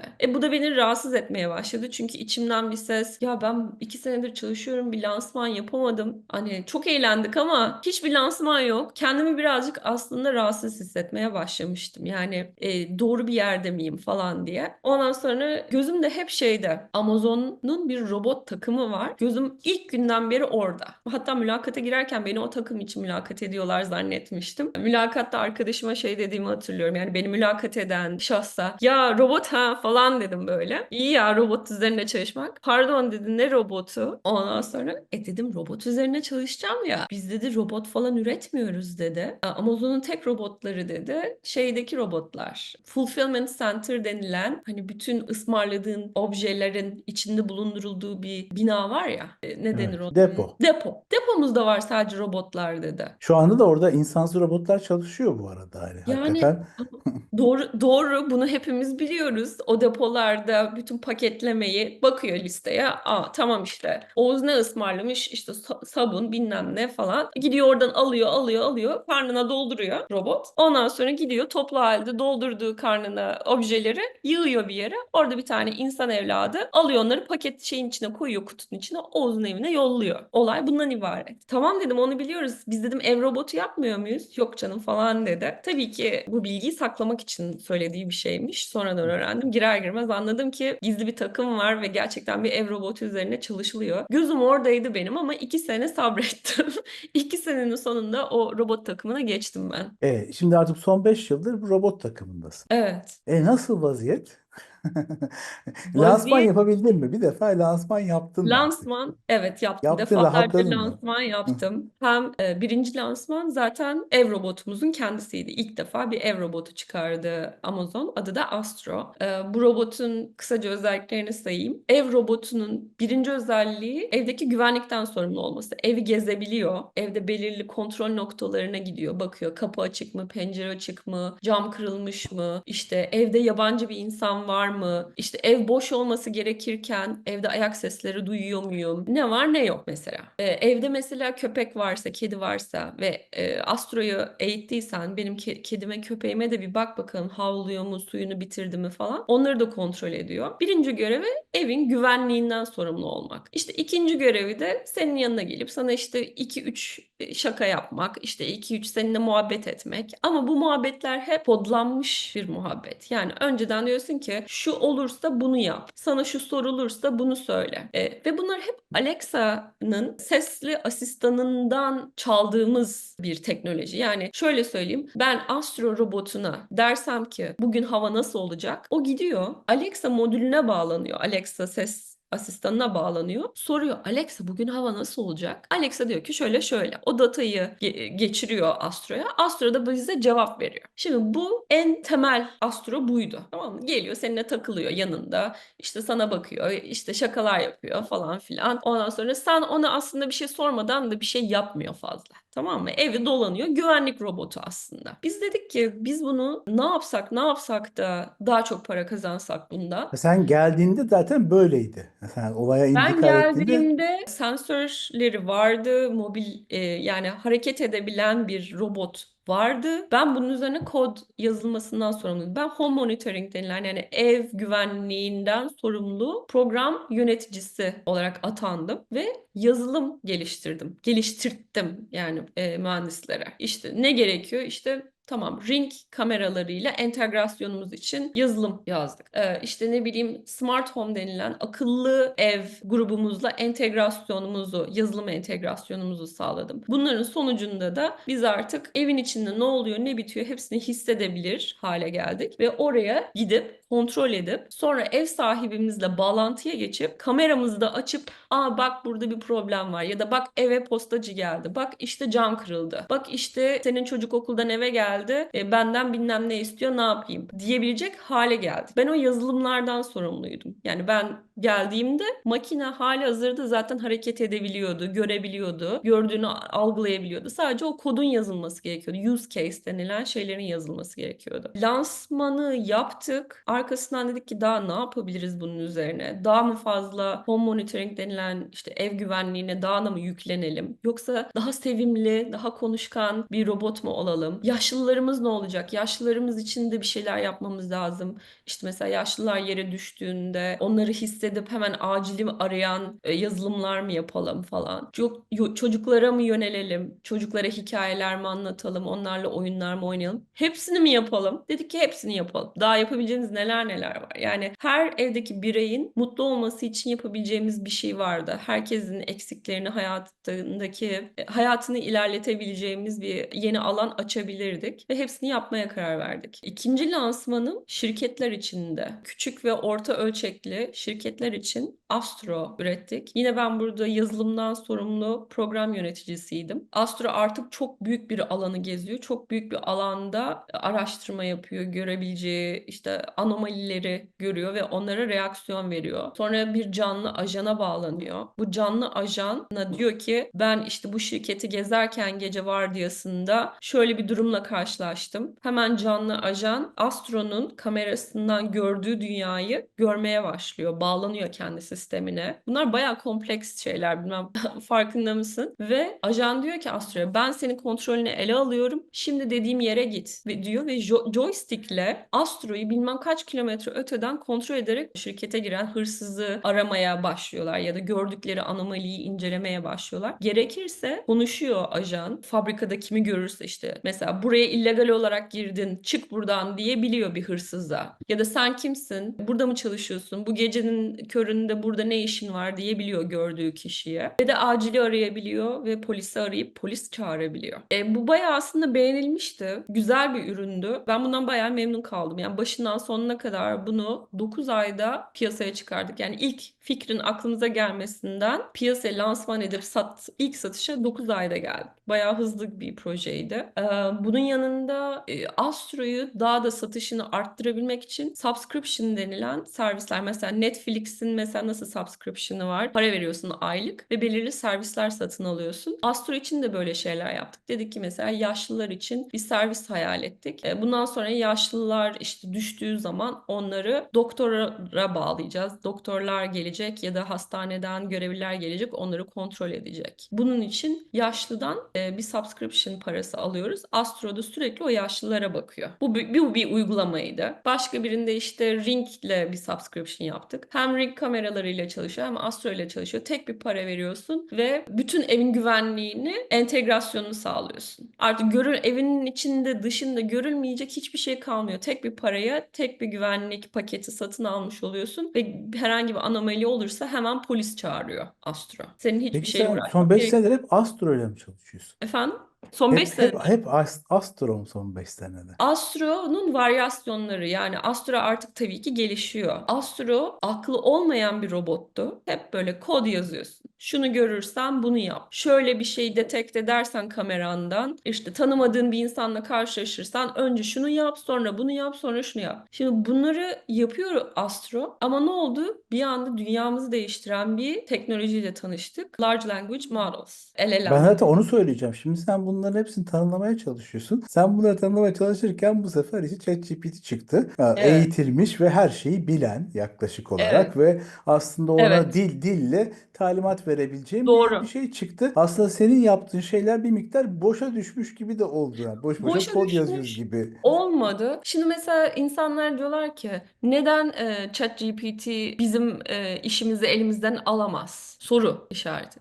Alamaz çünkü hiçbir şey görmüyor ve duymuyor. Sadece yazdıklarını okuyor. Ha, bazen evet konuştuklarını da duyabiliyor. Ama görme gibi bir şey yok. Doğru mu? Ya şu ChatGPT'de. anda doğru mu emin değilim. Çünkü bu artık insansız robotlar çıktı ya. Şimdi Optimus'u var, işte Ha, figürü var oraya gibi. Dış geliyoruz. dış Oraya dünyaya bir geliyoruz. dokunuyor artık. Evet. Şimdi biz tabii ki ChatGPT ya da Large Language Model'ları çıktığı zaman Amazon olsun, Tesla olsun, Figure olsun ve bunun gibi Boston Dynamics olsun herkesin güneşi doğdu o gün. Dedik ki evet biz zaten kamera sistemlerimizle ve bütün sensörlerimizle yani bir robotun vücudunda işte 16 tane ayrı sensör ve kamera olabilir. Ultrasonik sensörler var, işte kameralar var, şunlar var, bunlar var. Önümüzde arkamızda 360 derece görebiliyoruz ve gördüklerimizi etiketleyebiliyoruz. Şunu gördüm, bunu gördüm, onu gördüm. Ama biz neyi anlayamıyorduk biliyor musun Oğuz? Gördüğümüzün önemini kavrayamıyorduk. Astro o güne kadar hep ocakta yemek pişiren anneye bakıyordu ve yanan ocağı görüyordu ve anne ocaktan uzaklaştığında bebeğin ocağa yaklaştığını da görüyordu ama bu konuda hiçbir şey yapmıyordu. Çünkü bunun önemli olduğunu bile farkında değildi. Bugün Astro bunu gördüğünde diyor ki bebek elini yakacak, anne ortalıklarda yok. Ya ben bebekle ocağın arasına girip kendimi koyayım, bebek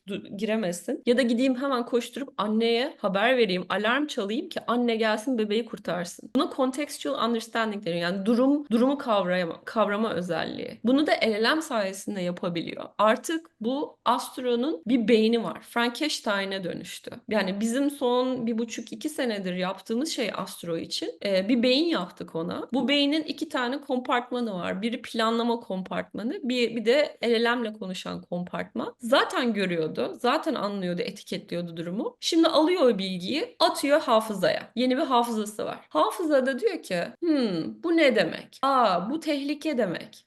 O zaman ben bu tehlikenin önüne geçmem lazım. Tehlikenin önüne geçmek için bir hareket almam lazım. Ne yapayım? Gideyim LLM'e sorayım. Bana prompt ver. Prompt ver ki ben bir hareket yapayım. LLM'e ulaşıyor diyor ki ben şu anda anneye seslenmek istiyorum. Anne hemen gel bebek tehlikede demek istiyorum. LLM hemen o promptu parçalara ayırıp geri veriyor Astro'ya. Al diyor bunları söyle. Astro da ağzıyla söylüyor. Ceren çabuk koş bebek yanmak üzere. Bu noktaya geldik artık. Yani görüyoruz, duyuyoruz ve konuşabiliyoruz. Mesela Figure AI ses modelini birçok kişi görmüştür. Görmediyseniz mutlaka gidin bakın. Astro'nun da çok iyi bir ses modeli var. Bu ses modellerinin 2 özelliği var. Bir, tabii ki artık konuşabiliyor robotlar ve konuştukları zaman kendilerine öğretilmiş bir şey değil, kendilerinin konuşmak istediği şeyi konuşuyorlar. Yani ağızlarından çıkacak şeyi sevmeye de bilirsiniz. Zaten bu ürünün piyasaya çıkmasının önündeki en büyük engel, ürün dediğim sadece Astro için bahsetmiyorum. Herhangi bir ev robotunun piyasaya çıkmasının önündeki en büyük engel bunu dizayn eden mühendislerin, işte test mühendislerinin, program yöneticilerinin nerede duracaklarını bilmemeleri. Şimdi sen diyebilirsin ki Oğuz, ya ben ne güzel yemek pişiriyordum. Çocuğumla ne güzel yemek pişirmemi izliyordu. Geldi Astro, girdi,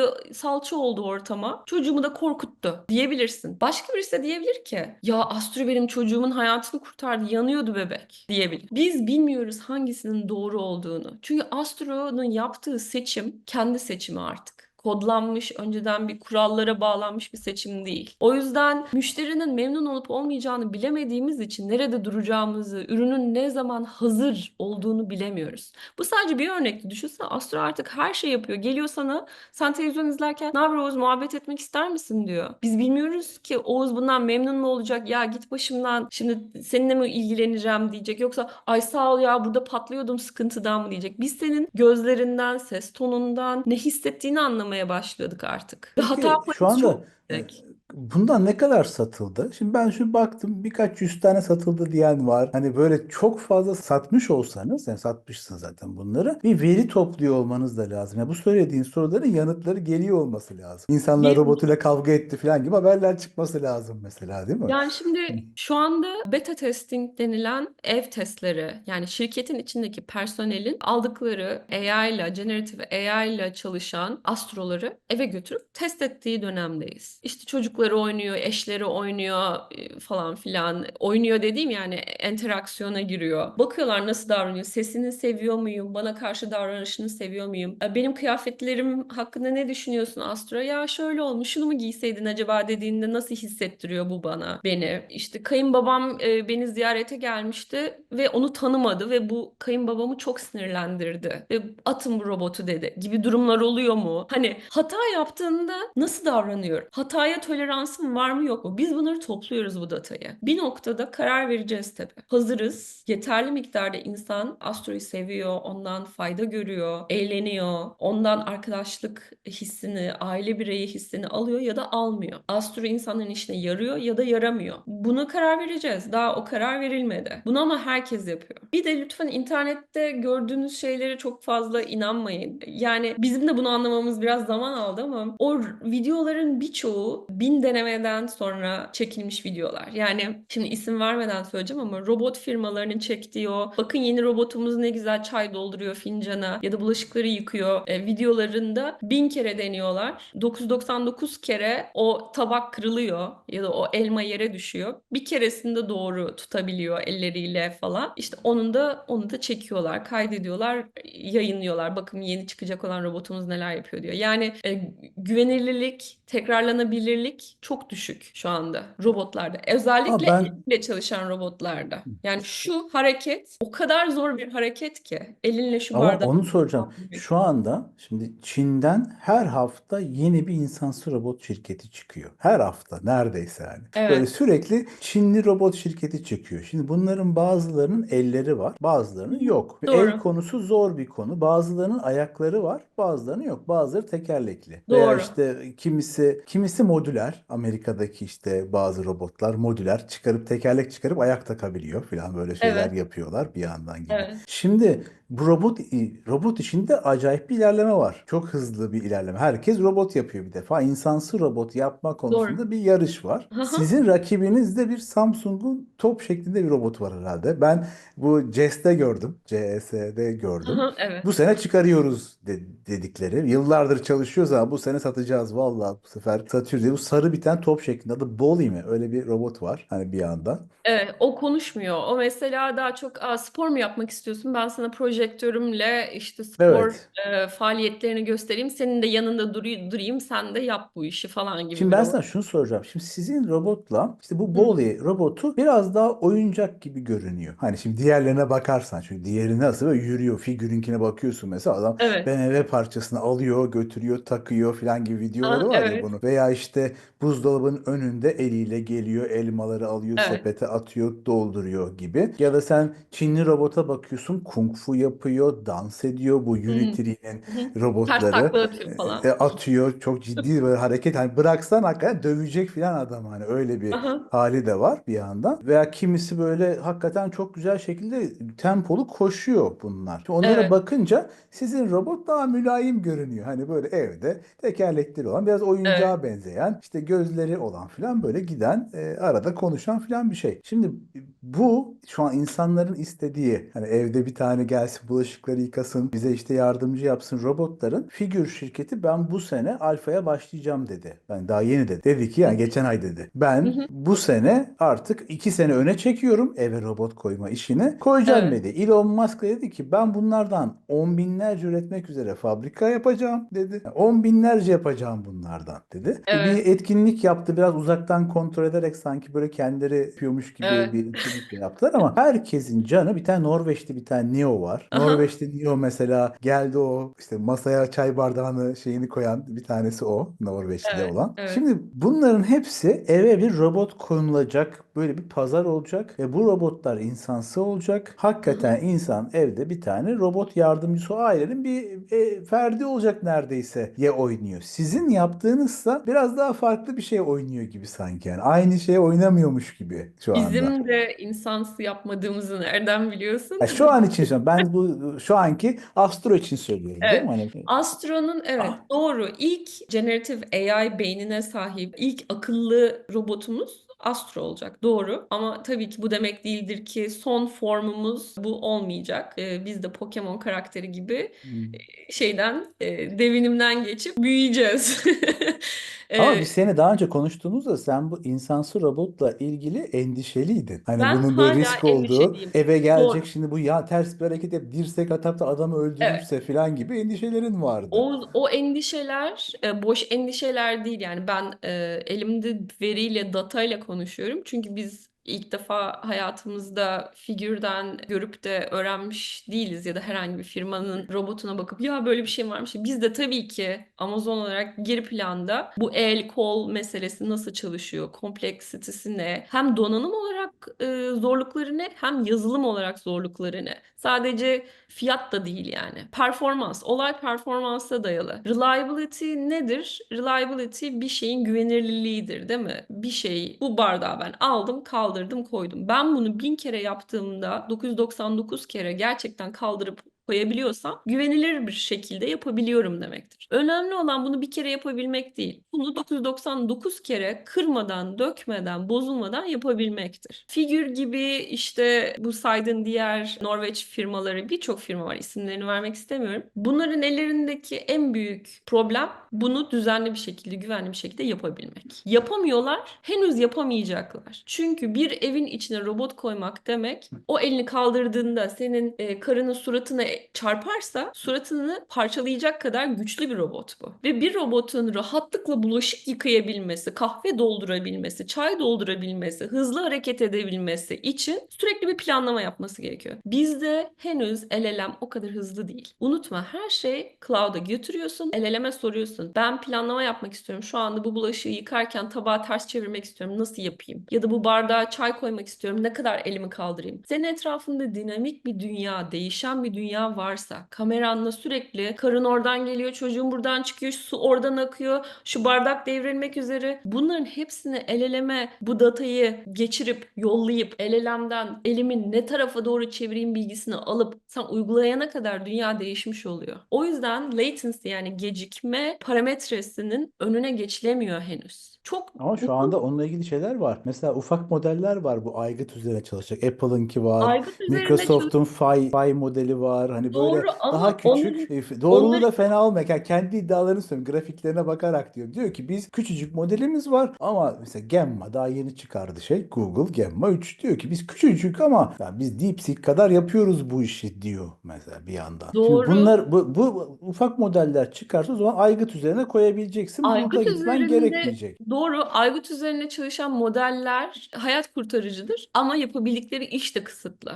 Ya seninle muhabbet edebilir, küçük bir memorisini oraya atıp seninle günlük muhabbetini yapabilir. Ama daha büyük memoriye ihtiyacı olduğunda, daha büyük konseptsel anlayaması gereken bir dünya olduğunda, çok büyük değişkenler olduğunda, özellikle de kamera datası mesela. Kameramla sürekli dünyayı izliyorum ve her şey değişiyor etrafımda. Yemek fokurduyor, çamaşırları doldurmam lazım, bilmem ne oldu, şu oldu, bu oldu, bulaşıklar. Of, bu porseleni neresinden tutayım ki kırmayayım. Bunlar çok fazla zaman alan, çok pahalı işlemler. El elemin sana destek olması gereken. O işin önüne henüz geçilemedi. Bu birincisi. İkincisi, donanım olarak çok pahalı bu kollar. Actuator'lar, işte sensörler, tactile sensörler var parmak uçlarında. İnsanlar evet yapabilirler ama her bir kol 100.000 dolar olursa o zaman o robotu sen kimseye satamazsın. Her bir kol 10.000 dolar olursa da satamazsın. Şimdi geçen gün İtalya'ya gittim. Tesadüfen bir şeyi gezerken, tarihi bir yeri, bir baktım bir robot. Elleri kolları falan var. Gittim yanındaki mühendisin yanına. Ne yapıyorsun dedim. İşte dedi biz bu robotu dedi bu tarihi yerde tanıtım amaçlı kullanacağız. Aynı zamanda da kokteyllerde işte şey dağıtacak, şampanya dağıtacak. Ya dedim kaça mal ettin? Hemen bir konuşalım falan. Kolların her biri mesela 10.000 dolar. Ya 10.000 dolarken sen bunu satamazsın yani herhangi bir Oğuz'a ya da Ceren'e. Eğer benim maliyetim işte 30.000 dolarsa almazlar yani bunu. Ben bunu satmak istiyorsam ve sadece fabrikalara satmayacaksam, evdeki gerçek insanlara satacaksam, çocuklarıyla oynasın, bulaşıkları yıkasın diye, bunun da fiyatının düşe işte ne bileyim daha mantıklı bir sayıya düşmesi gerekiyor. Şimdi fiyat Ama vermeyeyim, bu fiyatlar ortaya söylediğinde çıkmasın. bu söylediğinde ben şimdi vereyim şimdi. Bu söylediğinde deneyimli bir adam var. Elon Musk böyle hacimle üretip maliyet düşürme konusunda bir deneyimi olmuş bir adam var ve diyor ki ben bunu 20.000 dolara satacağım. Yani bu robotun maliyetini satacağım demiyor da maliyetini 20.000 dolara düşürmek istiyorum diyor Ben kendisi. de sana o zaman piyasa araştırmasına dayanarak söyleyeyim. Fiyatı $20.000 yani bir tane ikinci el kaliteli bir araba fiyatı. Bu büyük bir karar. Bir ailenin vereceği $20.000. Hele ki bu ekonomide çok önemli bir karar. Herhangi bir gelirden yani CEO falan olmadığın sürece işte atıyorum senede işte 15-20 milyon dolar kazanmıyorsan onun altındaki gelir seviyesindeki bir insansan $20.000'lık bir harcama senin için çok önemli bir aile bütçesine etkisi olan bir harcamadır. Ve o zaman dönüp de eşine, çocuklarına, işte kayınannene, babana sorarsın, dersin ki ben bir robot alacağım, $20.000 vereceğim. Bu robot bulaşıkları dolduracak ama boşaltamayacak. Çamaşır sepetini makinenin önüne kadar getirecek ama çamaşırları yıkadıktan sonra katlayıp yerleştiremeyecek. İşte ocak açık mı görecek ama tenceredeki kaynayan yemeği karıştıramayacak. Okey miyiz? Buna okey miyiz bu harcamaya dediğinde onlar da diyebilirler ki hayır, bu bizim bütün acı noktalarımızı, bütün isteklerimizi, bütün ihtiyaçlarımızı karşılamıyor. Bu harcamayı yapmayalım diyecekler. O yüzden Elon Musk'ın $20.000 bir robot yapmasının bir önemi yok. O robotun ne yaptığı önemli. Robot sadece farkındaysan çiçekleri suluyor şu anda ve gidiyor işte kutu taşıyor. Halbuki senin ihtiyacın olan ne? Çocukların kirli çoraplarını alsın, makinede yıkayıp çekmeceye geri yerleştirsin. Senin ihtiyacın olan şey o. Sen istiyorsun ki eti doğrasın, sebzeleri bir içine katsın, bir işte yemek pişirsin de akşam eve geldiğimde karnım doysun. Bunları yapamayacak robotlar. Çünkü bunlar için gereken dexterity, yani o manuel dexterity denilen el yeteneği yok bu robotlarda. Onun için 15 sene falan gerekiyor. Anladın mı? Yani fiyat performans dengesi konusunda şu anda robotlar hazır değiller sana satılmaya. Ha, alırsın, paran vardır, dersin ki ben bayılıyorum ya, otursun karşıma muhabbet etsin. Depresyondayım, bana bir arkadaş olsun. Yaşlıyım, bana göz kulak olsun. İlaçlarımı vakti zamanında getirsin. Düşüp kalktığımda dikkat etsin. Uyudum uyanmadım beni görsün. Tamam, tabii ki. Böyle uygulamalar için, böyle ihtiyaç sahipleri için bu robotlar daha erken sahipleriyle buluşacaklar. Ama rutini olan küçük çocuklu bir aile için senin isteklerin çok yüksek o zaman. Onları karşılayabilecek bir robot şu anda yok. Şu anda yok ama herhalde olacak bir gün. Yani şu hani Olacağını düşünüyorum. Yalnız bazı şeylere de dikkat etmek gerekiyor. Şimdi robotları bir kenara bırakacak olursak hani biraz da entelektüel şu konuya girelim. Yapay zeka konusunda herkesin elini taşın altına koyup bir takım kararlar vermesi gerekiyor ve bunu bugün vermesi gerekiyor. Çünkü ekonomik, kültürel ve siyasi açıdan yapay zeka insanlığa büyük riskler barındırıyor. Yani mesela ekonomik açıdan ne dersen yapay zeka şu anda hali hazırda insanların işlerini almaya başladı. Yani mesela daha az kasa açılıyor. Daha az kasiyer çalıştırılıyor. Gidiyorsun orada yapay zekanın çalıştığı bir yerden kendi kendine ürün satın alabiliyorsun. Öyle değil mi? Ya da ne bileyim işte fabrikalarda işçiler daha azalıyor. İşte yatırım yapacağın zaman yatırım danışmanı olarak ChatGPT'ye soruyorsun. Bunu mu alayım, şunu mu alayım, şuraya mı yatırım yapayım? Artık insanlara daha az ihtiyaç kalmaya başladı. Bu da demek oluyor ki insanların gelir seviyesi düşüyor. Alabileceği bir şey gelir seviyesi düştüğü için insanlara karşı insan versus yapay zeka ikileminde insan daha önemsiz pozisyona konuluyor. Kültürel olarak da yapay zeka sanat, müzik, işte içerik üretmeye başladı ve bunu çok ucuza üretiyor. O zaman insanın ürettiği sanat eserlerine kimse artık para harcamıyor ya da çok uzun sürede üretiyor. Çok fazla emek veriyor ve yeterli para kazanamıyor. İşte siyasi olarak da aynı şekilde yapay zekanın yapabileceği manipülasyonun haddi hesabı yok. Özellikle şu dönemde şunu söylemem lazım. Bir noktada hükümetler insanlardan vergi almayı bırakabilirler. Çünkü bütün vergi ihtiyaçlarını yapay zeka üreten firmalardan almak durumuna geçebilirler. O kadar para kazanacağını düşünüyorum yapay zeka üreten firmaların. Bu da ama ne bu demek? konuyla ilgili sıkıntılar var ya. Şimdi nasıl vergilendirecekleri konusu emin değiller ya. Şu anda mesela bir insandan gelir vergisi alınıyor. Diyor Evet, ki yapay zeka kullandığın zaman diyor bir şirkete bu bir insanın yerine koyduğun zaman o insanın bana vereceği vergiyi ver o zaman onun gelir evet. vergisinden. Aynen Bana öyle. ver şirket olarak bana ver diyor. Evet. Ama şimdi o alacağın gelir vergisiyle o öbür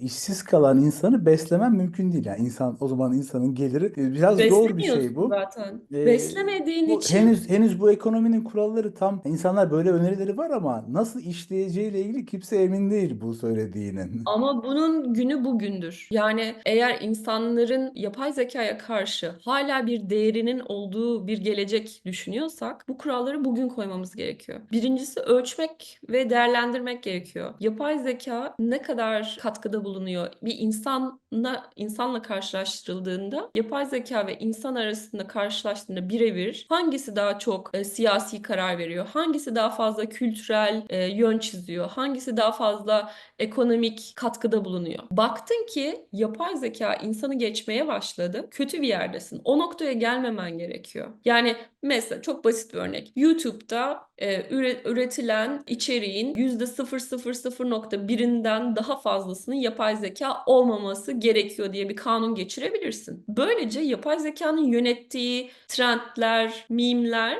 senin kültürünü belirlemez. Hala bir insanın yönettiği bir kültür tarafından yönetilirsin. Yoksa bırakırsın yapay zeka YouTube'u ele geçirir, Instagram'ı ele geçirir, bütün şarkıları o yapar, bütün kitapları o yazar, bütün üretimi, fabrikayı o yapar ve insan denilen şeyden ne vergi alırsın ne onun vücudundan ve fiziksel işçiliğinden faydalanırsın. İnsan artık bir posaya dönüşür. İnsandan ne vergi alırsın ne ona bir şey geri verirsin, ne ona fikrini sorarsın. Yani mesela bir hakimin yapay zekaya danışarak kanun yaptığı, kanun kararı verdiği dünyada bir insanın artık önemi kalmıyor. Valla ben Türkiye'de yapay zekanın karar vermesini istiyorum. Adalet sisteminde hakimlerimizin yerine yapay zeka karar versin diye sorarlarsa bana, ben yapay zekayı seçerim insan yerine şu anki halinde. Peki bu senin şakanı değerlendirelim. Diyelim ki böyle bir şey oldu. Bir süre sonra ya ChatGPT'nin başındaki ChatGPT'yi algoritmasını, training datasını yani eğitim datasını manipüle eden işte karakterler öyle bir manipüle etmişler ki mesela öyle bir training data vermişler ki Türkiye'de hep belirli kanunlar geçiyor ve belirli şahısların işine gelecek şekilde belirli grupların fayda sağlayacağı kanunlar geçiriliyor. Tamam mı? Hiç öyle bir gün görmek istemeyiz aslında. Hiç şu anda öyle bir durumumuz yok diyorsun. Zaten hani insanlar mesela hiç böyle son derece kanunlara uygun karar veren bir adalet sistemimiz var. Yapay zeka geldiği gün bir kötü niyetli birisi maazallah ele geçirir de siyasi rakiplerini falan hapse atarsa, yani olmaz ya böyle şeyler diyorsun. Yani olursa böyle şeyler hakikaten insan endişe edebilir öyle bir gün geldiğinde gerçekten. Yani diyorum ki yasa yapan ve uygulayıcıların yapay zekaya danışmaları ya da yapay zeka üretim firmaları tarafından manipüle edilebilir hale geçmeleri tehlikelidir diyorum. Ne olursa Ben olsun kararları insan vermeli diyorum. ya ben Evet, bu tarz insanlardan insanlara fark olabilir. Doğru insan, yanlış insan. Oraya girmiyoruz. hayır, bu konu zaten şeye geliyor hep. Ben hep onu söylüyorum. Ya insanlar bu yapay zekanın ahlakı konusunu çok sorguluyor da insanın kendi ahlakına bakması lazım. Çünkü en sonunda işin geldiği yer insanın kendi ahlakına geliyor. O dil modelini o niyetle eğitecek olan da insan, yani o yapay zekayı verecek olan da insan. Sonuçta elinde teknoloji var. Atom bombası olarak kullanırsan atom insan öldürürsün. Yani enerji üretmek için kullanırsan enerji üretirsin bir yandan da. Ya bu felsefi sorunları herhalde konuşacak yine vaktimiz olacak diye düşünüyorum. Yani düşünecek. İnşallah vaktimiz olacak. Peki siz Evet. Amazon olarak, şimdi tekrar size dönersek. Şimdi Amazon olarak şu anda kendi evlerinizde deniyorsunuz. Hani böyle arkadaş içinde deniyorsunuz bunları. Veri topluyorsunuz. Bunları insanlara açtığınız zaman sen şu anda mesela böyle bir robotun satılabilirliğini ne kadar görüyorsun ki? Ben mesela emin değilim. Ben geçen de geldi birisi bana burada dedi ki, ya Alexa isterseniz verebiliriz. Şimdi ben düşündüm, Alexa'yı ne yapacağım ben diye düşündüm bir an için böyle. Yani alacağım. Ne yapacağım? Dedik Alexa ya Plus, işte Plus mı? neyse. Evet, Yani Plus'ı yapay zekalı söylemedi. Alexa. Evet, evet, evet. Onu dedi. Dedik ya ama dedi bak, yeni perde satarız size, perdeleri açıp kapatabilirsin konuşarak dedi bana mesela. Ha, Şimdi okey. ben hani burada kalkıp perdeyi kendim kapatmayacağım. Oturdum yani, diyeceğim ki perdeyi kapat diyeceğim, o da kapatacak. Evet. Ve bunun için para ödeyeceğim. Hani böyle bir hizmete de perdenin kendisi, perdeleri de değiştireceğim bu arada bunun böyle bir şey Tabii olması için. perdeler IoT denilen yani entegre perde olması gerekiyor. Tabii. Dijital sistemine entegre olması Veya gerekiyor. işte ışığı açıp kapatacağım yani Işıkları, sesini. lambaların da Evet. akıllı lamba olması gerekiyor. Akıllı perde olması Ha, gerekiyor. bu arada şunu yapabiliyorum bak, yani ben şu anda akıllı eve şu anda böyle bağlanıp buradaki ışığı cep telefonuna kapatabiliyorum. Ya bunu Evet. sadece Ağzınla bağırarak yapacağım. yapacaksın. Evet, yapacağım. Şimdi Hı ben hı. düşünüyorum, ya ben böyle bir şey alır mıyım? Hani bunu hakikaten böyle bir şey alır mıyım? Böyle bir şey ne zaman benim için bir gereklilik olabilir? Yatalak hastayımdır falan. Ha. Hani böyle şu anki halimle birazcık aşırı tembel olmam lazım. Hani bu, yani şunu şöyle açıp da bu düğmeye basmaya falan üşeniyor olmam lazım herhalde diye düşünüyorum. Ya şimdi insanların bunu alacağını düşünüyor musun, böyle şeyleri? Ben Alexa takımında değilim. Alexa bizim kız kardeş takımımız. Evet, onlar da yapay zeka kullanarak kendi sesli asistanlarını bir üst seviyeye taşıdılar. Bizim konuşan Astro'muzda kendi sesi, kendi beyni var. Yani Alexa ayrı bir entity Ama bizim siz için. de cloud kullanıyormuşsunuz gibi bir söylenti var. Tabii bunu da yine açıklamıyor No olabilirsiniz. comment. Hangi dil Bir şey modeli? demiyorum. Ya diyor ki, ben şimdi okuduğumu söylentileri söyleyeyim. İlk başlarda işte Alexa ile takılıyorlardı. Ondan sonra ChatGPT kullandılar. Şimdi bu son zamanlarda cloud, şimdi Anthropic'e o kadar para yatırdık. Bari cloud kullanılıma geçtiler diyor. Söylentiler bu. Evet. Olabilir. Evet.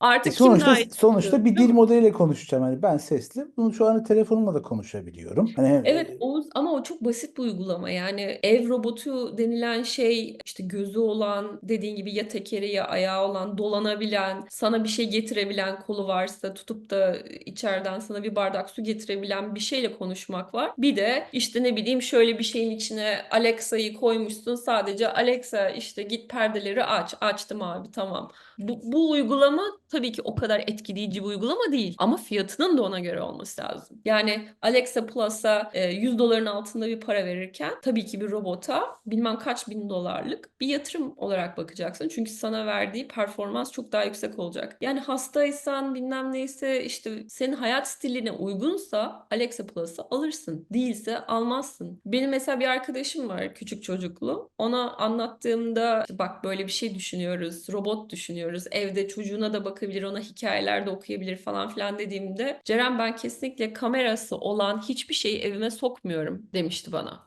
İhtiyacı var. Aslında çok iyi kullanabilir öyle bir robotu. Yemek de yaptırır, temizlik de yaptırır, oyuncakları da toplattırır, çocuğunu uykuya da yatırır. Ama arkadaşımın toleransı yok kameraya. Yani güvenlik kaygıları hissediyor. Gerçi Amazon bu konuda elinden geleni ardına koymuyor. Her türlü güvenlik önlemini alıyor, bilgilendirmeyi yapıyor ama olabilir yani. Sana uygun değilse almazsın Oğuz. Böyle bir şey. ama Alırdım.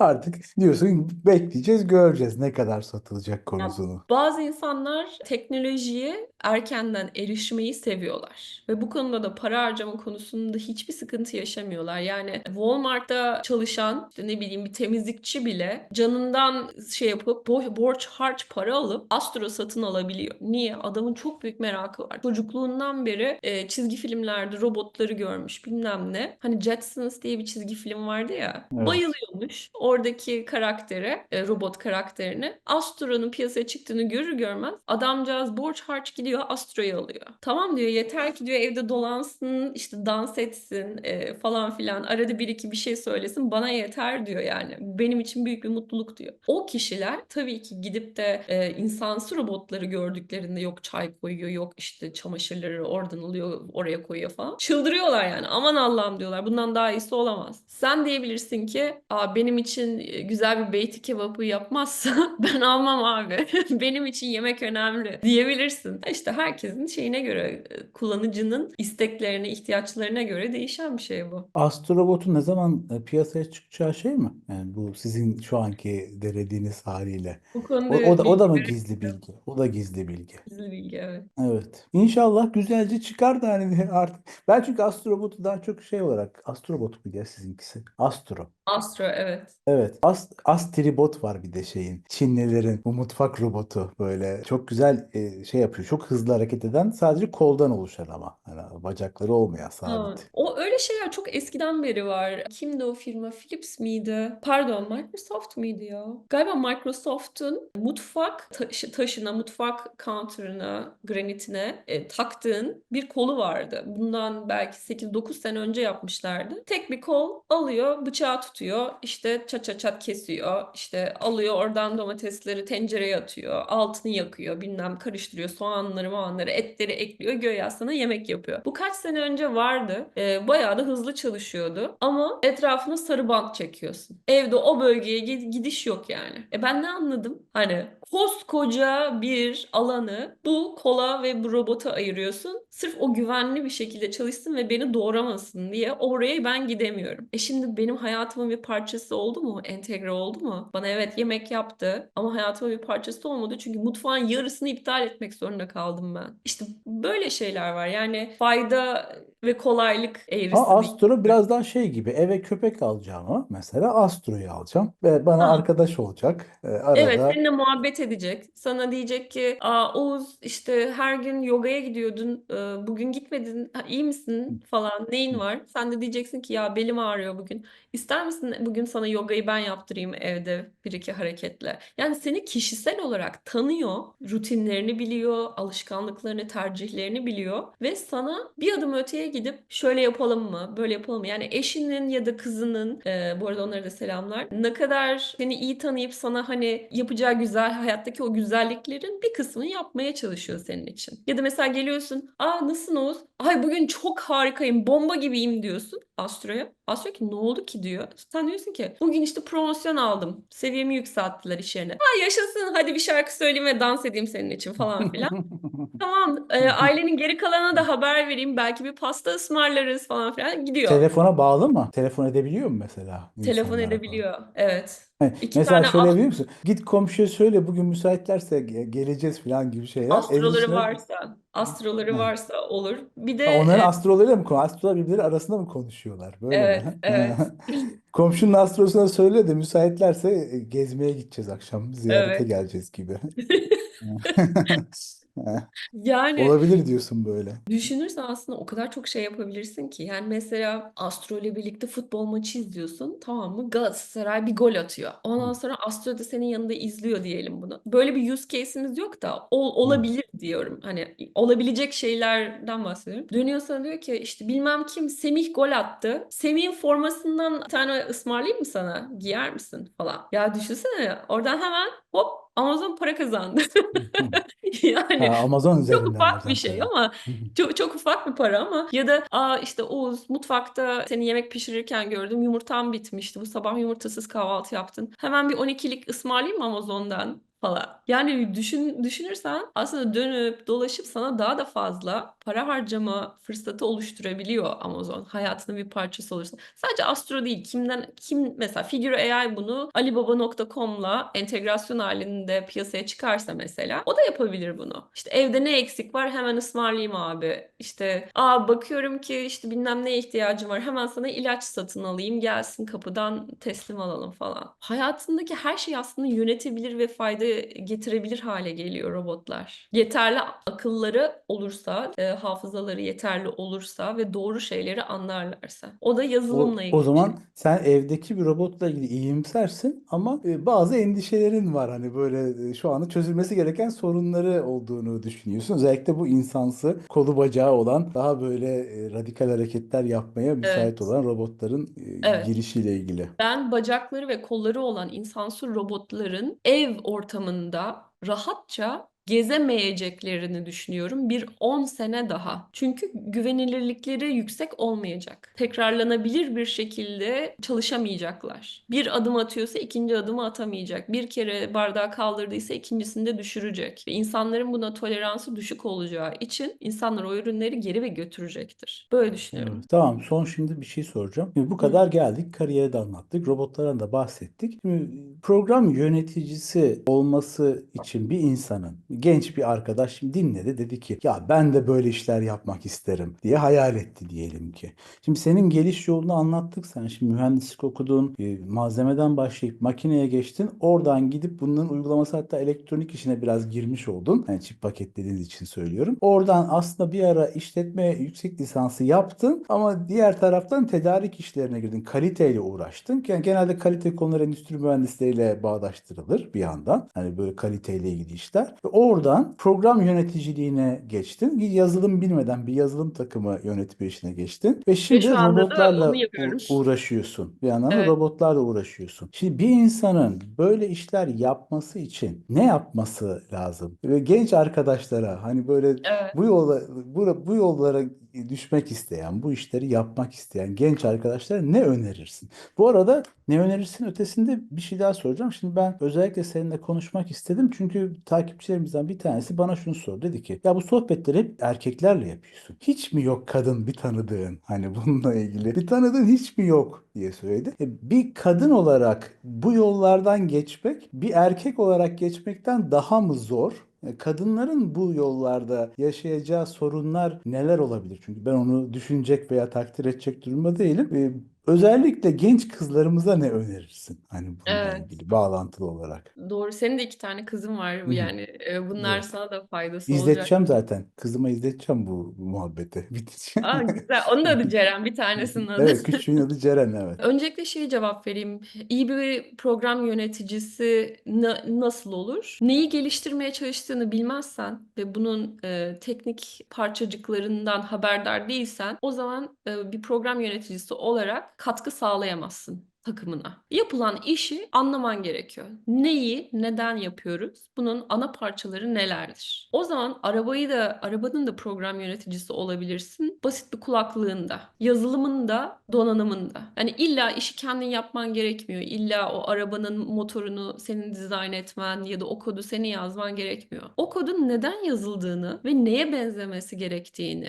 bilmen gerekiyor ki bu işi yapan mühendislerin bu işi doğru yapıp yapmadığını anlayıp analiz edebilesin. Önce işin tanımını kurabiliyor musun? Bunu basit dille anlatabiliyor musun karşındaki mühendise? Bu çok önemli. Senden istediğim şey şöyle şöyle şöyle bir ürün ve bunu nasıl gerçekleştireceğin, nasıl geliştireceğin sana kalmış. O senin artık emeğin, değil mi? Sen bir mühendissin. Ama sonuçta şuna benzemeli ve şu kriterleri, şu ölçme ve izleme kriterlerini geçebilmeli diyorsun. Bunu yapabilmen için de tabii ki temel mühendislik bilgisi gerekiyor. Yapılan ürünü iyi anlaman gerekiyor. İyi bir kullanıcı olman gerekiyor. Ürün kullanmış olmanın faydası var tabii ki. Zaman algının çok yüksek olması gerekiyor. Çok hızlı hareket edebilen, bir şey yanlış gittiğinde değiştirip farklı bir yoldan gidebilen bir insan olman gerekiyor. Çünkü bu mühendislik hayatında hiçbir şey planlandığı gibi gitmiyor. Mutlaka yolda karşına bir bataklık, bir canavar çıkıyor ve senin yolunu değiştirip başka bir yerden gitmen gerekiyor. Eğer kafası sabit bir insansan iyi bir program yöneticisi olamazsın. Bir yere takılıp kalıp illa bu olacak dememen gerekiyor. Çok hızlı bir şekilde tamam abi bunu farklı bir şekilde hallediyoruz diyebilmen gerekiyor. Bir şunu sorayım. Program yöneticileriniz mühendis mi genelde? Evet. Amazon'dakiler için söylüyorum. Her zaman, her Öyle zaman. mi? Hep Tabii mühendis mi? mühendis olmayan yok. Böyle ne bileyim işletme okuyup gelmiş, iktisat Hı hı. okuyup gelmiş hiç. Hayır. Peki Apple'da gördün mü? Teknoloji şirketlerine genelde mühendislerden mi çıkıyor bu program yöneticileri? Hepsi. Diyorum ya doktoralı program yöneticilerin neredeyse hepsi doktoralı Apple'da. Yani bırak mühendislik okumayı, bırak master yapmayı, doktoralı bu işin bizzat kendisi üzerine tez yazmış insanları alıyorlar, program yöneticisi olarak atıyorlar. Çünkü diyorlar ki ne kadar çok anlarsa bu teknolojiden ve bunun parçalarından onu bir araya getirirken o kadar faydası olur mühendislere. Onların ellerini o kadar sıkı tutabilir ya da onların verdiği kararları sorgulayabilir. Burada gerçekten sorgulamak çok önemli. Yazılım dünyasında geliştirme yapmak çok kolay. Bir hafta, 2 hafta kod yazarsın, eline bir ürün çıkıyor zaten. 2 haftanın sonunda iyi bir program yöneticisi o ürünün demosuna bakar, yani demonstrasyonu ya da nasıl çalıştığına bakar ve mühendislere döner der ki iyi çalışıyor fakat şu, iyi çalışıyor fakat bu. Yani daha üstüne bunun ne koyabiliriz? Ne eksiklikleri var? Nerelerde takılıyor? İşte ne yapmamız gerekiyor? Önümüzdeki diğer 2 haftada daha bunun üzerine ne koymalıyız ki son lansman yapacağımız ürüne yaklaşalım. Kademe kademe kademe kademe. Tabii ürünü anlamıyorsan ve temel teknik bilgin yoksa böyle bir geri dönüş veremezsin mühendislere. Mühendislerin elini sıkı sıkı tutamazsın. Sadece sekreter gibi abi ne yaptınız? Geliştirdiniz mi bir şey? Evet geliştirdik. Tamam çok güzel demekle yetinirsin. öğrenirsin. Bu da seni iyi bir program yöneticisi yapmaz. Yani dışarıdan herhangi bir adamı çevirsen program yöneticisi olabilir mi? Olamaz. Çünkü ekstra bir değer katamaz. Bir şey anlamadığı için. Ama sen yazılım bilmiyordun ama yazılımcıları Bilmiyorum. yönetiyorsun. Yazılımı bilmiyorum ama yazılım şöyle bir şey. Ben yemek yapmayı bilmiyorum ama iyi bir yemeğin tadını ve yemeğin neye benzediğini iyi biliyorum. Tamam mı? O yüzden sen bana soğanları doğrayıp karamelize ettiğinde ve şu ana kadar soğanları karamelize ettim. Bak böyle görünüyorlar ve böyle kokuyorlar dediğinde tamam doğru devam et. Şimdi etleri sote et. Ama etler nasıl kesilir, nasıl sote yapılır bilmiyorum. Ama sote edilmiş bir et neye benzer bunu biliyorum. Böyle böyle böyle böyle son yemeğe doğru adım adım mühendislerin elinden tutarak gidiyorum. Evet, o yüzden mühendislikten geliniyor bu işleri yapmak için Kesinlikle genelde. mühendislikten geliniyor. Evet. Ve biraz da İkinci mühendislik şey yapılıyor mu? Biraz mühendislik yapılsa tabii iyi ki mi? yapılıyor. Yani beni mesela bir robot projesinde daha verimli kullanıyorlar. Çünkü ben zaten anladığım çok fazla donanım parçası var. Kameralar, sensörler, işte boardlar, interconnector'lar. Yani birçok şeyine hakimim zaten donanımın. Yazılımda eksiğim vardı ya da yazılımda yeniydim. Onu da kapattım zaten. Yazılım daha hızlı bir şekilde gelişti. Kesinlikle mühendis olması gerekiyor. Bir. İkincisi şeyi anlaması gerekiyor. Para işlerinden anlaması gerekiyor. Özellikle Amazon'da. Apple'da o kadar fazla değil. Apple'da bir bütçe ayırıp da bu sene iPhone'a yeni çıkacak olan iPhone 17'ye şu kadar $1000 para ayırdık. Sadece şu kadar mühendis çalıştıracağız diye kısıtlamalarla gelmiyorlar. Lakin Amazon gibi firmalarda herkesin ürünü kendine özel. Yani biz rekabet halindeyiz Amazon'un içinde bile diğer ürünlerle. Tamam mı? Para almak için NDC'ye gidiyorsun CEO'ya diyorsun ki ben yeni bir insansı atıyorum robot hayal ettim. Şu kadar bütçe var bana. Bana şu kadar mühendis lazım. Şu kadar sürede bunu çıkaracağım diyorsun. NDC'si diyebilir ki ya çok fazla bütçe istiyorsun. Bunun yarısını verebilirim sana. Mühendislerin sayısını yarıya kes diyebilir. İyi bir program yöneticisi neden o kadar paraya ihtiyacı olduğunu ya da bunu en az parayla bu işi nasıl halledebileceğini, işte markete ne zaman piyasaya çıkarlarsa doğru zaman olduğunu anlayan, bilen ve ona göre optimize eden insandır. Yani projeyi operasyonel hale getirebilmen için paradan da anlaman gerekiyor, teknolojiden de anlaman gerekiyor. Ama bir de adamdan anlaman gerekmiyor. Şimdi sen gittin dedin ki bana bütçe verin, ben 10 kişiyle bunu bir yılda yapacağım dedin değil mi insanlara? Evet ama Böyle ben bir bunun şey çok söyledin. iyi analizini yaptım. O 10 sıra rakamına gelene kadar neden 10 kişi? Ama hangi Her 10? şey Bir de o 10 kişi her biri farklı farklı. Şimdi sen bu tabii insanları işte işe bir alacak olan da tane sensin. wireless mühendisi, bir tane işte Tabii. yazılım, ya bir Nasıl tane değil seçeceksin? çünkü Nasıl alıyorsun mesela işe bunları? Şimdi hangisinin iyi olduğunu, o senin işini görür bir adam olduğunu nasıl alınacak? Çünkü bu arada risk de sende. Diyelim adamı aldın, adam da beceriksiz çıktı, yapamadığı işi. Risk senin üzerinde değil mi öyle bir şey yaptığında? yani tabii ki eğer seçtiğimiz, aldığımız insanlar performansları iyi değilse ve geç kalıyorlarsa evet bu benim sorumluluğum. Bunu hemen fark edip çözmek ya o insanı koçluk yapıp daha iyi bir seviyeye getirmek ya da problemi neyse çözmek. Belki o konuda yeteneği yok. Belki o konu dışında başka bir yerde daha faydalı olacak. Tabii ki bunlar sonunda bir program yöneticisinin sorumlulukları yani bunları fark edip hemen önünü almak. Ama ilk şey şu, ürünü parçalara ayırmak. Donanımda neler gerekiyor, yazılımda neler gerekiyor? En önemli parçalar ne? En uzun sürecek olan işler ne? Mesela diyelim Large Language Model ile entegrasyon yapmak 9 ay sürüyorsa ama bir kamerayı robota takmak entegrasyonu 3 ay sürüyorsa ben kamera değil Large Language Model'dan başlarım. En uzun sürecek olan iş o olduğu için. İyi bir program yöneticisi bu parçanın çok uzun süreceğini bilip ilk onun için adam işe alır. İlk onunla başlar ki yol almaya başlasın diye. Kamerayı sonra da hallederim ben diye takviminde parçalara ayırır. İşte der ki şu parçayı, kamerayı bugün halledeceğim. Mobility'yi bugün halledeceğim. Şunu şu saatte halledeceğim. Şu yeni feature'ları bu zaman yapacağım. Yaşlılar için geliştireceğim şeyleri şu tarihlerde halledeceğim. Ona göre insanları yayar takvime. İşte mesela 3 senelik bir takvim yaptıysa hepsini planlamasını, bütçesini ona göre ayarlar. Adam seçerken de elindeki insanları en iyi şekilde kullanmaya çalışır. Amazon'da benim zaten mühendislerim var. Bir de gideceğim başka takımlarda bende olmayan mühendisleri isteyeceksem yani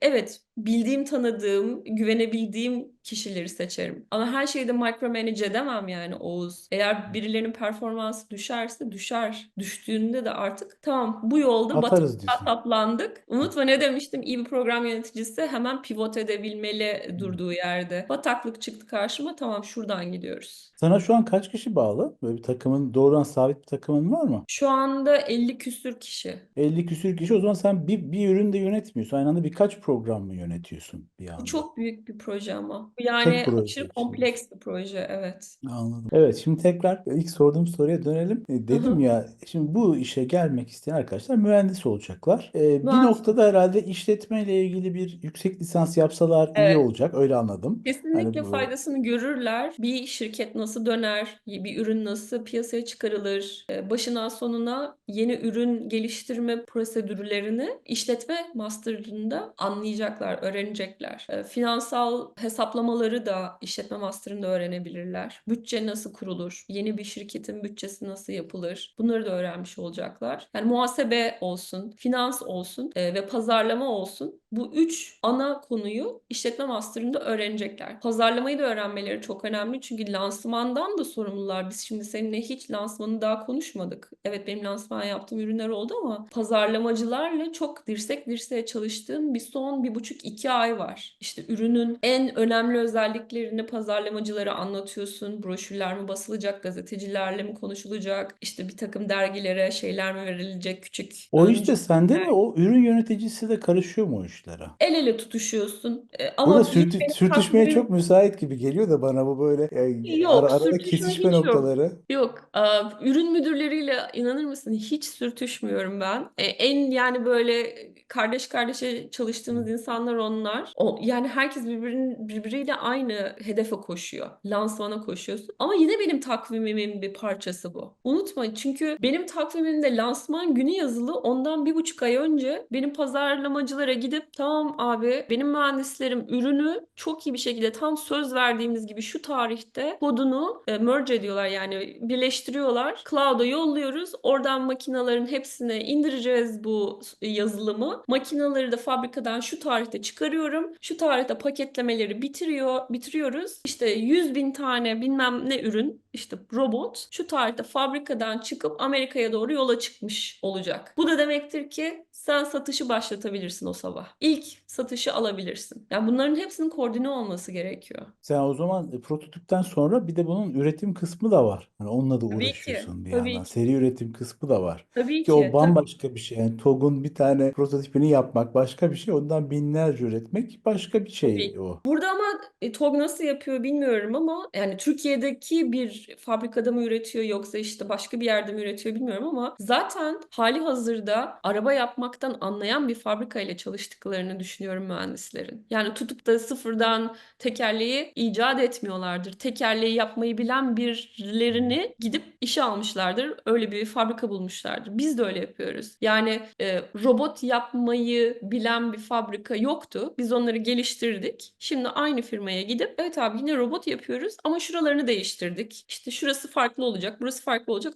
Bu arada yepyeni bir yazılım veriyoruz size. Bu yazılım paketini üstüne koyacaksınız bunun diyoruz. Evet. O zaman mühendis oluyor. İşletme yüksek lisansı yapsa iyi. Biraz mühendislik yapsa iyi. Ondan Evet. sonra niyet edip böyle şeylere talip oluyor ve ikna ediyor. Bir noktada birilerini ikna ediyor. Ben yöneteyim bu işleri diye. O yeteneği de olması lazım herhalde. Çünkü bütün bunları yaptıktan sonra gidip de ya ben bu programı, ben bu işleri yönetmek istiyorum diyen insanın bir ikna yeteneği de olması lazım. Tabii Karşıdaki kişinin ona o işi ikna vermesi için herhalde. 10 kere çıkarsın dersin ki ben bu işe talibim. 9 kere sana derler ki biz seninle ilgilenmiyoruz. Ama bir kere diyebilirler ki biz seninle ilgileniyoruz. Ama hiçbir zaman kalkıp da ben talibim demezsen 10 kere seni reddedeceklerdir. Doğru mu? Yani denemezsen asla, bilet almazsan asla kazanamazsın. O yüzden bir insanın girişimci olması, fırsatları kovalaması önemli. Bu demek değildir ki ben hayatımda hiç kalkıp da bir şey denedim ve hani benim de deneyip ya şuna talibim deyip kusura bakma dedikleri benim de başıma geldi. Yani ben de her şeyi her elime attığımda beni almıyorlar yani. Ama bugüne kadar yeterince kez elimi kaldırıp ben buna talibim dedim ve doğru yerde doğru zamanda bulunup istemek önemli. İsteyenin bir yüzü kara, vermeyenin iki yüzü kara. İnsanlar istesinler, yeterince kez istesinler, çok istesinler. Verilmediğinde de dönüp baksınlar bana niye vermediler bunu diye. Mesela ben bakıyorum bir şey istediğimde, bir şeye talip olduğunda bir pozisyona verilmezse neyi eksik yapmıştım diye bir kendi kendime konuşuyorum. Bu önemli bir şeydir, eksiklerin öğrenilmesi insan için. Öğrenme, geliştirme fırsatı oluşturur. Evet. Bu şartlarda o zaman insanlar program yöneticisi olabilirler diyorsun. Şimdi kızlar Olabilirler. konusuna geleceğiz. Bir Kızlar kadın konusu olarak bu işleri yapmakla erkek olarak yapmak arasında ne fark var? Bir fark yok evet. mu? Yani bunlar aynı mı? Genelde bu Yok, arada fark kızlar var. mühendislik seçmiyorlar. Yani özellikle kızların mühendislik seçme oranı makinede çok düşük. Mesela %5'tir yaklaşık makinedeki kız Evet, oranı. Elektronikte yani yüzde biraz daha yüksektir. 20'ye yakındır. Bilgisayar biraz daha 25 civarı. evet, Endüstri daha yüksektir. İşte 35, 40, 50'ye daha yakındır. Endüstriye gittikçe artar. Malzemeyi sen daha iyi biliyorsun. Hani metalürji malzemeyi. evet, Orada da biraz daha yüksek şeye göre. Elektroniğe göre biraz daha yüksek. Ben TOBÖTÜ evet. sayılarıyla söylüyorum. Şimdi kızlar genelde mühendislik seçmiyor. Bazı açılardan da malzeme, metalürji, makineyi senin söylediğin sebeplerle işte ben fabrikada hiç kadına uygun bir ortam yok burada üretim tesisinde diye düşünerek seçmiyorlar böyle alanları. Herhalde kızların önce mühendislik seçmesi gerekiyor bu işleri yapması için mi? Yani mühendislik var, mühendislik var. Çevre mühendisliği de var. İşte makine de var, şu da var, bu da var, bilgisayar da var. Benim gözlemime göre Amerika'da bilgisayar mühendisliğinde mühendis oranı %50-50'ye varmış durumda. Yani %50 Hmm. bayan, %50 erkek. Galiba Türkiye'de Ama artık bu böyle denmiyor. Niye bilgisayar denmiyor? bilimleri demiyorsun. Mühendislik donanım olarak söylüyorsun bunu. Computer science. Ha, o zaman bilimleri tamam. Yani, Bilgisayar bilimlerinde %50 bayan var. Bu da gayet güzel bir ortam. Yani güzel bir sayı. Kadınlar için zaten çevrede değişen bir şey yok ki. Herkes bilgisayarın başında oturuyor. Yan yana bilgisayarında ta kod yazıyorsun. O yüzden kızlar için bilgisayar bilimlerini seçmek seçmemek büyük bir soru işareti değil. Soru işareti olan sahada çalışmanı gerektiren mesela maden mühendisliği gibi ya da ne bileyim yağlı, sıcak, metallerin döküldüğü, kaynakların yapıldığı ortamlara girmek ya da girmek istememek. Şimdi ben aslında birazcık bu konuda ortada duramayacağım. Çünkü çok şey değilim, ne derler, geleneksel bir dişi değilim. Yani ben kadın erkek diye ayrı cinsiyetler görmüyorum bir insana baktığımda. Herkes her şeyi yapabilir. Yani sen beyti kebabı yaparken ben hmm, kaynak yapabilirim. Ve büyük ihtimalle sen beyti kebabı yapabiliyorsundur ve ben de kaynak yaptım geçmişimde. Tamam mı? evet. Yani herkes her şeyi yapamaz değil ama maalesef 20 sene geçti benim gençliğimden ve gördüğüm şu ki kız çocukları daha da fazla geleneksel hayat yaşamak istiyorlar. Yani daha geriye doğru gidiyoruz. İşte ben çalışmayayım, ben işte kendimi zora sokmayayım, başkaları kazansın ben yiyeyim. Den tut da mühendislik mi o da ne? Daha kolay işler var falan gibi yaklaşımlar görüyorum. Bir kere bu tür inanışlar zaten kızların mühendisi seçmesini engelleyecektir. Üstüne bir de maden okumak, malzeme okumak falan kızlar için tabii ki seçilmeyecek, şu andaki kızlar için seçilmeyecek şeyler olacaktır. Bence böyle görmesinler. Ama evet, kesinlikle daha zor. Eğer yani vücutsal olarak kendilerini hazırlamadılarsa bu tür ortamlarda, sıcak yerlerde, çok fazla erkek enerjisinin olduğu ortamlarda bulunmaya kendilerini hazırlamadılarsa bu tür meslekleri tercih etmemeleri gerekiyor. Ama Kolay değil. program sen şu anda yaptığın iş açısından demiyorsun bunu. Şu anda çünkü sen Şu öyle bir andaki yerde yaptığım işte değilsin. hiç demiyorum. Şu anda etrafım %50 dişi dolu, %50 erkek dolu. Bulunduğumuz ortam ofis ortamı. Fabrikaya gidersek gidiyoruz ve fabrikalarda yani üretim yapılan fabrikalar öyle pis yerler falan değil. Zaten elektronikler her zaman tertemiz yerlerde üretiliyor. Hatta fazla temiz yerlerde. Yani kadınlar için her şey yapabileceklerini düşünmeleri gerekiyor.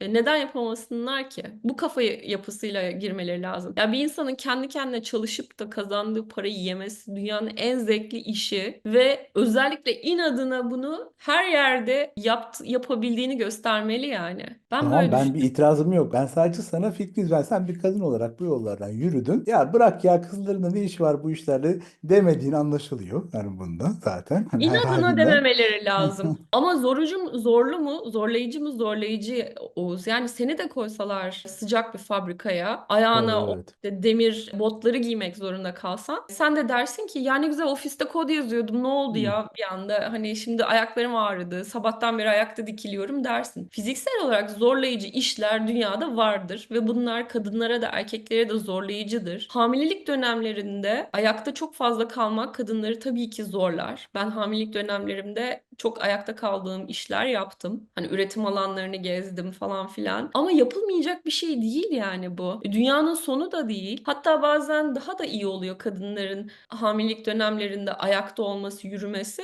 Çünkü daha böyle kan akışını hızlandırıyor falan. Bazı şeylerin de biraz pozitif tarafına bakmak lazım. Ben bunu nasıl kendim için iyi bir şeye dönüştürebilirim? İşte hamileyim ve çalışmak zorundayım. Olsun. Bu senin için daha iyi. Evde otursaydın işte belki de kan dolaşımın artmayacaktı ve sürekli yatacaktın ve diyabet olacaktın. Şimdi ne güzel egzersiz yapıyorsun falan diye yaklaşmaları lazım insanların. Hep böyle pozitif tarafını görmeleri lazım. Tamam, o zaman genç kızlar mühendis olsunlar. Böyle daha Her şey olumlu baksınlar. olsunlar. Zorlukları göğüslemeye de hazır olsunlar.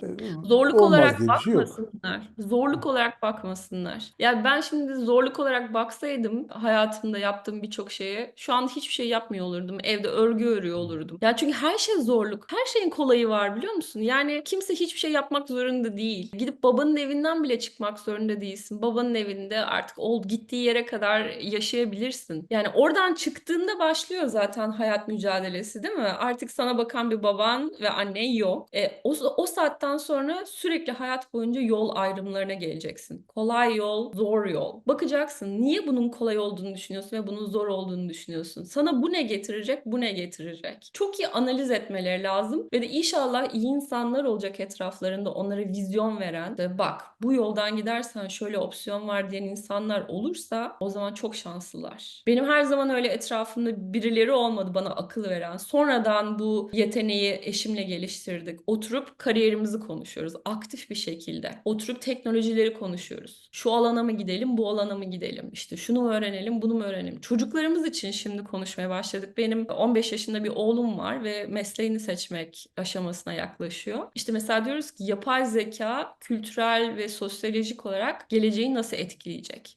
Tıp seçerse mesela gerçekten doktor olarak gelir kazanabilecek mi? Doktorluk mesleği sona erecek mi? İşte bilgisayar alanına mı gitmeli? İşte mühendis mi olmalı? İşte politika yapıcı bir insan mı olmalı? Hani en doğrusu, en verimlisi ne? Hani bunları oturup insanların konuşması ve erken zamanda konuşması gerekiyor. Aktif bir muhabbet olması gerekiyor kariyer muhabbetinin ve sürekli yenilenmesi de gerekiyor. Sırf doktor oldun bitti değil. Şimdi ben doktorlukta nereye gitmeliyim? Ne sertifikaları almalıyım? İşte hangi hastanenin ne eğitimini alırsam daha iyi olur? Ne teknolojilerini öğrenmem lazım? Yapay zeka ile nasıl çalışabilirim? Hep böyle bir sonraki adımı düşünmeleri gerekiyor ki beyinleri de dinç olsun, hayata da adapte olabilsinler. İnşallah izlerler. Herkese senin deneyimlerinden yararlanır diyorum. Çok sağ ol. Zaman çok geçti.